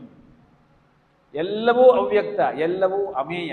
ಮೇಯ ಅಂದರೆ ಅಳತೆಗೆ ಸಿಕ್ಕುವುದು, ಅಮೇಯ ಅಂದರೆ ಅಳತೆಗೆ ಸಿಕ್ಕದೇ ಇರುವುದು. ಅಪ್ರಮೇಯ ಅಂತ ಇದೆಯಲ್ಲ, ಇದು ಸೃಷ್ಟಿಪೂರ್ವ ಶುದ್ಧ ಬ್ರಹ್ಮ ವೇಕಾತ್ಮ ಇದ್ದ ರೀತಿ. ಉದಿಸಿತದರಿಂದ ಲೋಕ ಸಂತತಿ ಅನೇಕ. ಒಮ್ಮೆ ಏಗಳೋ ಎಂತೋ ಏತಕೋ ನೋಡ, ಬ್ರಹ್ಮವೆಂದ ಗುಹ್ಯ ಒಲುಗಿದ ಒಲಾಯಿತು. ಬ್ರಹ್ಮ ಹೀಗೆ ನಿಶ್ಚಲಿತವಾಗಿತ್ತಂತೆ, ಅಲುಗಿದಂತೆ ಆಯಿತಂತೆ, ಅಲುಗಿತದು.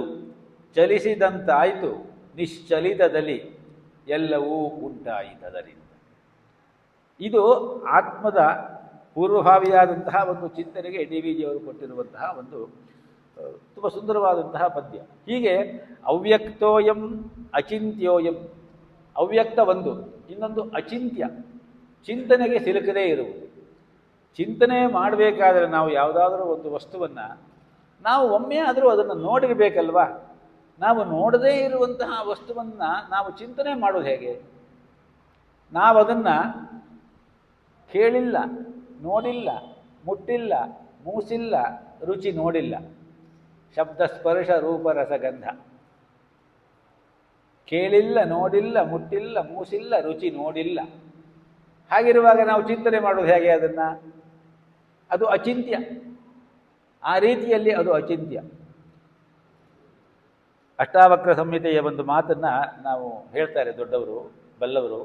ಅಲ್ಲಿ ಅಚಿಂತ್ಯಮಾನೋಪಿ, ಅದು ಅಚಿಂತ್ಯವಾದರೂ ಕೂಡ ನಾವದನ್ನು ಚಿಂತನೆ ಮಾಡ್ತೀವಿ ಅಂತ ಹೊರಟಾಗ ಏನನ್ನಾದರೂ ಒಂದು ಚಿಂತನೆ ನೀವು ಮಾಡಲೇಬೇಕಾಗತ್ತೆ. ಆದರೆ ಆ ಚಿಂತನೆ ಆತ್ಮವನ್ನು ಕುರಿತಾಗಿರುತ್ತೆಯೇ ಹೊರತು ಚಿರಂತನವಾದ ಆ ಮಹಾಪ್ರಜ್ಞಾ ಸ್ವರೂಪವಾದ ಆತ್ಮ ಆಗಿರೋದಿಲ್ಲ. ಏನೋ ನಮ್ಮ ಮನಸ್ಸಿಗೆ ಬಂದಾಗ ಏನೇನೋ ಹೇಳ್ಕೊಳ್ತೀವಿ ನಾವು ಅಷ್ಟೇನೆಯ, ಅದು ನಿಜವಾದ ಆತ್ಮ ಆಗಿರುವುದಿಲ್ಲ. ಆ ರೀತಿಯಲ್ಲಿ ಅಚಿಂತ್ಯ ಅಯಂ ಅವಿಕಾರ್ಯ ಅಯಂ. ಅವಿಕಾರ್ಯ ಅಂತ ಹೇಳಿದ್ರೆ ವಿಕಾರರಹಿತವಾದದ್ದು. ವಿಕಾರ ಯಾವುದಕ್ಕೆ? ವಿಕಾರ ಶರೀರಕ್ಕೆ. ಬಾಲ್ಯ, ಯೌವನ, ಆಮೇಲೆ ವಾರ್ಧಕ್ಯ ಇತ್ಯಾದಿಗಳು ಬರುತ್ತದೆ. ಆಮೇಲೆ ಷಡ್ವಿಕಾರಯುಕ್ತವಾದದ್ದು ಈ ಶರೀರ ಅಂತ ಹೇಳಿ ನಾವು ತಿಳ್ಕೊಂಡಿದ್ದೇವೆ. ಶರೀರ ಇದೆ, ಜಾಯತೆ, ಅಸ್ತಿ, ವರ್ಧತೆ, ವಿಪರಿಣಮತೆ, ಅಪಕ್ಷೀಯತೆ. ಇನ್ನೊಂದು ಸ್ವಲ್ಪ ದಿವಸ ಆದಮೇಲೆ ಅಪಕ್ಷೀಯತೆ ಶುರುವಾಗುತ್ತೆ ನಮ್ಮ ಶರೀರ. ಅಂದರೆ ಅಪಕ್ಷೀಯತೆ ಅಂತ ಹೇಳಿದ್ರೆ ಒಂದೊಂದೇ ಅಂಗಗಳು ತಮ್ಮ ಶಕ್ತಿಯನ್ನು ಕಳೆದುಕೊಳ್ತಾ ಹೋಗು. ಅಥವಾ ಅಪಕ್ಷೀಯತೆ ಅಂತ ಹೇಳಿದ್ರೆ ನಾಶದ ಪ್ರಾರಂಭಿಕ ಹಂತ. ಏನು ಸರಿಯಾಗಿ ಕಿವಿನೇ ಕೇಳ್ತಾ ಇಲ್ಲ ರೀ, ಕಿವಿ ಮಿಷನ್ ಬಂತು, ಕಣ್ಣು, ಎರಡು ಕಣ್ಣಿಗೂ ಕ್ಯಾಟ್ರಾಕ್ಟ್ ಆಯಿತು, ಹೀಗೆ ಅಯ್ಯೋ ಕಾಲು ನಡೆಯೋಕ್ಕೆ ಆಗೋಲ್ಲ, ಎರಡೂ ಮಂಡಿ ಜಿಪ್ಪನ್ನು ಚೇಂಜ್ ಮಾಡಬೇಕು. ಅಪಕ್ಷೀಯತೆ ಅಂದರೆ ಇದು. ಎಲ್ಲರಿಗೂ ಬರುವಂಥದ್ದೆಯ. ಕೆಲವರಿಗೆ ಸ್ವಲ್ಪ ದಿವಸ ಲೇಟಾಗಿ ಬರಬಹುದು, ಕೆಲವರಿಗೆ ಮೊದಲೇ ಬರಬಹುದು. ಬರದೇ ಯಾರೂ ಇಲ್ಲಿಂದ ಹೋಗೋಕ್ಕೆ ಸಾಧ್ಯ ಇಲ್ಲ. ಯಾಕೆಂದರೆ ಹೋಗಲಿಕ್ಕೆ ಏನಾದರೂ ಒಂದು ನೆಪ ಬೇಕು ಕರೆಸ್ಕೊಡ್ಲಿಕ್ಕೆ. ಆ ಮಾಯೆ ಅದನ್ನು ಆ ಶರೀರಕ್ಕೆ ಕೊಟ್ಟೇ ಕೊಡುತ್ತೆ. ಆದ್ದರಿಂದ ಅಪಕ್ಷೀಯತೆ, ವಿನಶ್ಯತೆ, ಈ 6 ವಿಕಾರಗಳು ಈ ಶರೀರಕ್ಕೆ, ಆತ್ಮಕ್ಕೆ ಇಲ್ಲ. ಅದು ಶರೀರಕ್ಕೆ ಮಾತ್ರ. ಅವಿಕಾರ್ಯ ಅಯಂ ಉಚ್ಯತೆ, ಹೀಗೆ ಹೇಳಲ್ಪಡುತ್ತದೆ ಅರ್ಜುನ. ಆದ್ದರಿಂದ ತಸ್ಮಾತ್, ಆದ್ದರಿಂದ ಏನಂ, ಈ ಆತ್ಮನನ್ನು ಏವಂ ವಿದಿತ್ವ, ಈ ರೀತಿಯಾಗಿ ತಿಳಿದುಕೊಂಡು ನ ಅನುಶೋಚಿತು ಅರ್ಹಸಿ, ನೀನು ದುಃಖ ಪಡುವುದಾಗಲಿ, ಯೋಚನೆ ಮಾಡುವುದಾಗಲಿ, ಯುದ್ಧ ಮಾಡುವುದಿಲ್ಲ ಅಂತ ಹೇಳಿಬಿಟ್ಟು ಏನೋ ಒಣ ವೈರಾಗ್ಯ, ಅಭಾವ ವೈರಾಗ್ಯವನ್ನು ಹೇಳುವುದಾಗಲಿ ಮಾಡಬೇಡ. ನೀನು ಯಾರನ್ನೂ ಕೊಲ್ಲುವುದಿಲ್ಲ. ಅವರು ನೀನು ಕೊಲ್ತೀಯ ಅಂತ ನೀನು ತಿಳ್ಕೊಂಡಿದ್ದೀಯ. ಆದರೆ ಅವರ ಕರ್ಮ ಅವರು ಈ ಶರೀರದಲ್ಲಿ ಮಾಡಿ ಮುಗಿಸಿ ಆಗಿದೆ. ಈ ಶರೀರಕ್ಕೆ ಇನ್ನು ಇಲ್ಲಿ ಕೆಲಸ ಇಲ್ಲ. ಆ ಶರೀರ ಇದ್ದರೆ ಈ ಲೋಕಕ್ಕೆ ಅದರಿಂದ ಅನರ್ಥಗಳು ಜಾಸ್ತಿ ಆಗ್ತದೆ. ಆದ್ದರಿಂದ ಅವರೆಲ್ಲ ಹೋಗಲೇಬೇಕು. ಅವರು ಹೋಗ್ತಾರೆ. ಕರ್ಮ ಇನ್ನೂ ಇದ್ದರೆ, ಸವೆಯದೇ ಇದ್ದರೆ ಇನ್ನೊಂದು ಶರೀರದಲ್ಲಿ ಮತ್ತೆ ಬರ್ತಾರೆ. ಕರ್ಮ ಸವೆದಿದ್ದರೆ ಹನಿಯೊಂದು ಸಾಗರದಲ್ಲಿ ಐಕ್ಯವಾಗುವಂತೆ ಬ್ರಹ್ಮದಲ್ಲಿ ಲೀನವಾಗ್ತದೆ. ಅಷ್ಟನೆಯ. ಸೊ ಅಧ್ವನಃ ಪಾರಮಾಪ್ನೋತಿ ತದ್ವಿಷ್ಣೋ ಪರಮಂ ಪದಂ. ಆ ರೀತಿಯಲ್ಲಿ. ಆದ್ದರಿಂದ ನೀನು ನ ಅನುಶೋಚಿತು ಅರ್ಹಸಿ, ಹೆಚ್ಚಿಗೆ ಯೋಚನೆ ಮಾಡಬೇಕಾಗಿಲ್ಲ, ಯುದ್ಧ ಮಾಡು ಅಂತ ಹೇಳಿ ಕೃಷ್ಣ ಹೇಳ್ತಾ ಇದ್ದಾರೆ. 25 ಶ್ಲೋಕದವರೆಗೆ ನಾವು ಚಾಂಟಿಂಗ್ ಹೇಳ್ಕೊಂಡಿದ್ವಿ. ಈಗ ಮುಂದಿನ ಶ್ಲೋಕಗಳನ್ನು ಮೊದಲು ಚಾಂಟ್ ಮಾಡೋಣ, ಆಮೇಲೆ ಅದರ ವಿಚಾರ ಏನಾದರೂ ತಿಳ್ಕೊಡ್ಲಿಕ್ಕೆ ಸಾಧ್ಯವಾದರೆ ನೋಡೋಣ ಮುಂದೆ. ಅಥ ಚೈನಂ ನಿತ್ಯಜಾತಂ ನಿತ್ಯಂ ವಾ ಮನ್ಯಸೇ ಮೃತಂ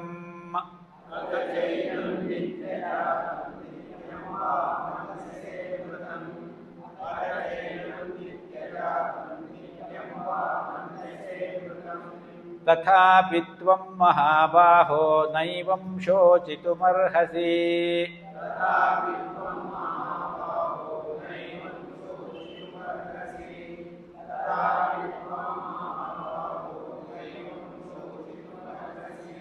ಅಥ ಚೈನಂ ನಿತ್ಯಜಾತಂ ನಿತ್ಯಂ ವಾ ಮನ್ಯಸೇ ಮೃತಂ ತಥಾಪಿ ತ್ವಂ ಮಹಾಬಾಹೋ ನೈವಂ ಶೋಚಿತುಮರ್ಹಸಿ.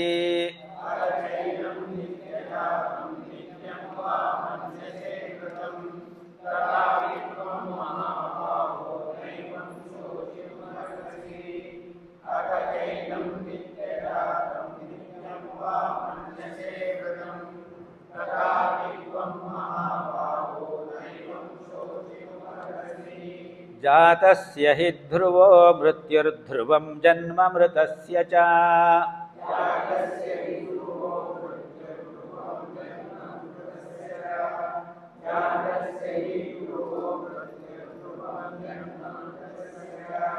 ತಸ್ಮಾದಪರಿಹಾರ್ಯೇರ್ಥೇ ನ ತ್ವಂ ಶೋಚಿತುಮರ್ಹಸಿ.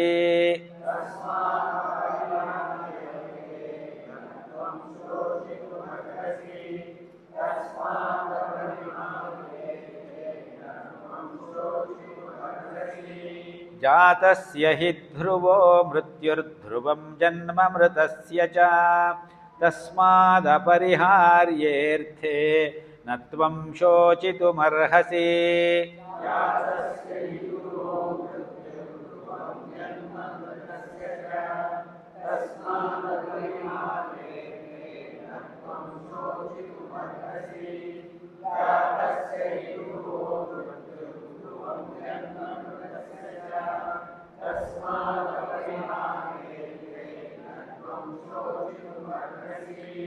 ಅವ್ಯಕ್ತಾದೀನಿ ಭೂತಾನಿ ವ್ಯಕ್ತಮಧ್ಯಾನಿ ಭಾರತ.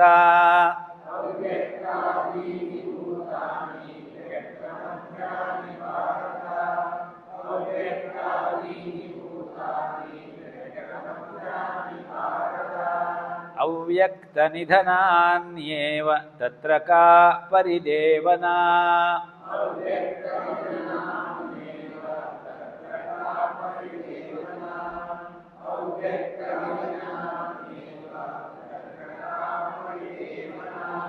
ಅವ್ಯಕ್ತಾದೀನಿ ಭೂತಾನಿ ವ್ಯಕ್ತಮಧ್ಯಾನಿ ಭಾರತ.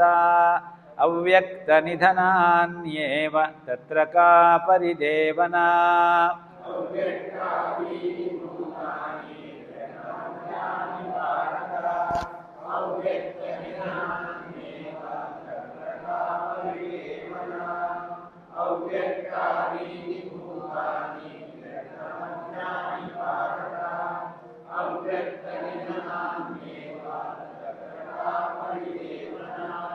ಆಶ್ಚರ್ಯವತ್ ಪಶ್ಯತಿ ಕಶ್ಚಿದೇನಂ.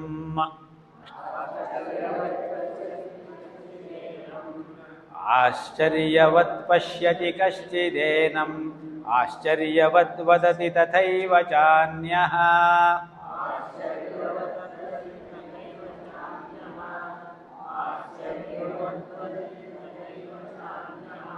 ಆಶ್ಚರ್ಯವತ್ ಪಶ್ಯತಿ ಕಶ್ಚಿದೇನಂ ಆಶ್ಚರ್ಯವದ್ ವದತಿ ತಥೈವ ಚಾನ್ಯಃ.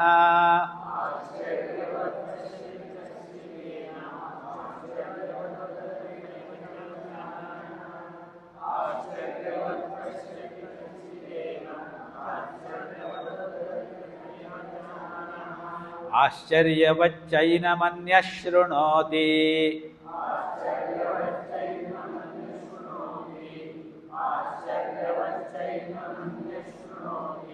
ಶ್ರುತ್ವಾಪ್ಯೇನಂ ವೇದ ನ ಚೈವ ಕಶ್ಚಿತ್.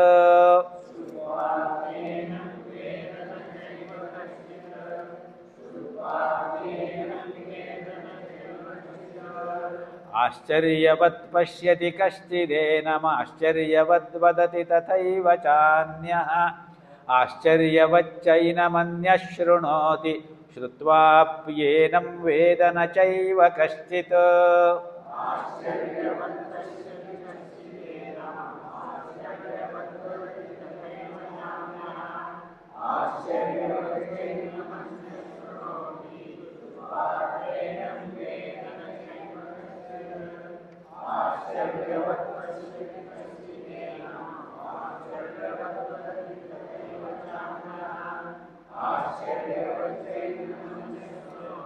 ಶ್ರುತ್ವಾಪ್ಯೇನಂ ವೇದ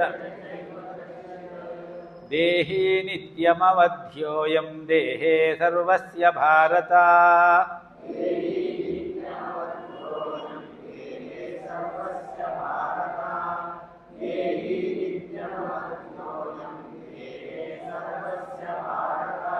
ತಸ್ಮಾತ್ ಸರ್ವಾಣಿ ಭೂತಾನಿ ನ ತ್ವಂ ಶೋಚಿತುಮರ್ಹಸಿ.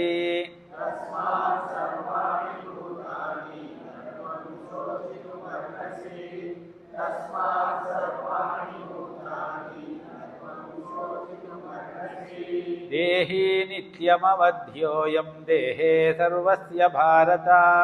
ತಸ್ಮಾತ್ ಸರ್ವಾಣಿ ಭೂತಾನಿ ನ ತ್ವಂ ಶೋಚಿತುಮರ್ಹಸಿ.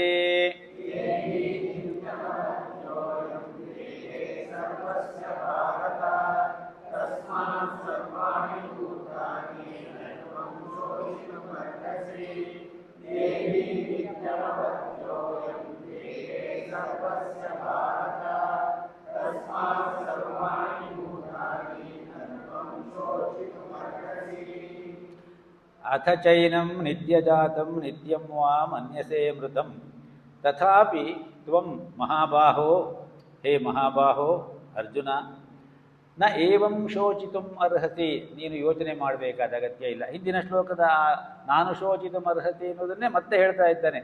ಹೇಳಿದ್ದೇ ಹೇಳುವುದು, ಹೇಳಿದ್ದೇ ಹೇಳುವುದು ಅಂತ ಹೇಳುವ ಮಾತುಂಟು. ಆದರೆ ಇದು ಯಾಕೆ ಕೃಷ್ಣ ಹೇಳ್ತಾನೆ ಅಂದರೆ, ಶಂಕರಾಚಾರ್ಯರು ಭಾಷ್ಯದಲ್ಲಿ ಸ್ಪಷ್ಟವಾಗಿ ಬರೀತಾರೆ. ಒಂದು ವಿಚಾರವನ್ನು ಮತ್ತೆ ಮತ್ತೆ ಅದನ್ನೇ ಪುನರುಕ್ತಿ ಮಾಡಿ ಹೇಳುವುದು ನಿಜವಾಗಿ ವಿಚಾರವನ್ನು ಸರಿಯಾದ ರೀತಿಯಲ್ಲಿ ಕೇಳುವವರಿಗೆ ತಲುಪಿಸುವ ಒಂದು ಸಾಧನ.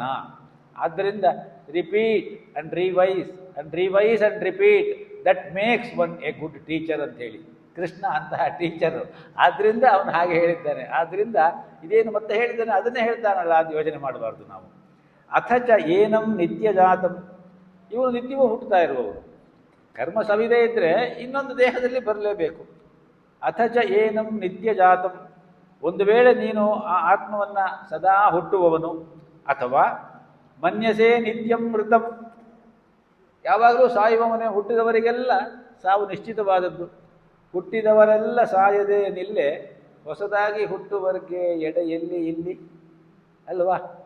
ತೊಟ್ಟಿಲುಗಳು ಎಷ್ಟೋ ಮಸಣಗಳು ಅಷ್ಟೇ ಧರೆಯೊಳಗೆ. ತೊಟ್ಟಿಲಿಗೆ ಹಬ್ಬ, ಮಸಣವು ತೇಗುತ್ತಿರದು. ಹುಟ್ಟಿದವರೆಲ್ಲ ಸಾಯದೆ ನಿಲ್ಲೆ, ಹೊಸದಾಗಿ ಹುಟ್ಟುವರ್ಗೆಡೆಯಲ್ಲಿ ಇಲ್ಲಿ. ವ್ಯಾವಹಾರಿಕ ದೃಷ್ಟಿಯಿಂದ ನೋಡಿದ್ರೂ ಕೂಡ ನೀನು ಯೋಚನೆ ಮಾಡಬೇಕಾದ ಅಗತ್ಯ ಇಲ್ಲ. ತಥಾಪಿ ಆ ರೀತಿಯಲ್ಲಿ ಇರುವುದರಿಂದ ಮಹಾಬಾಹೋ ನೈವಂ ನ ಏವಂ ಶೋಚಿತುಂ ಅರ್ಹಸಿ, ನೀನು ಯೋಚನೆ ಮಾಡಬೇಕಾದ ಅಗತ್ಯ ಇಲ್ಲ. ಅದರ ವಿಸ್ತರಣೆ ಮುಂದಿನ ಶ್ಲೋಕ ನಾಳೆ ಹೇಳ್ಕೊಳ್ಳೋಣ. ಓಂ ಪೂರ್ಣಮದಃ ಪೂರ್ಣಮಿದಂ ಪೂರ್ಣಾತ್ ಪೂರ್ಣಮುದಚ್ಯತೆ ಪೂರ್ಣಸ್ಯ ಪೂರ್ಣಮಾದಾಯ ಪೂರ್ಣಮೇವಾವಶಿಷ್ಯತೆ. ಓಂ ಶಾಂತಿ ಶಾಂತಿ ಶಾಂತಿ. ಶ್ರೀಕೃಷ್ಣಾರ್ಪಣಮಸ್ತು.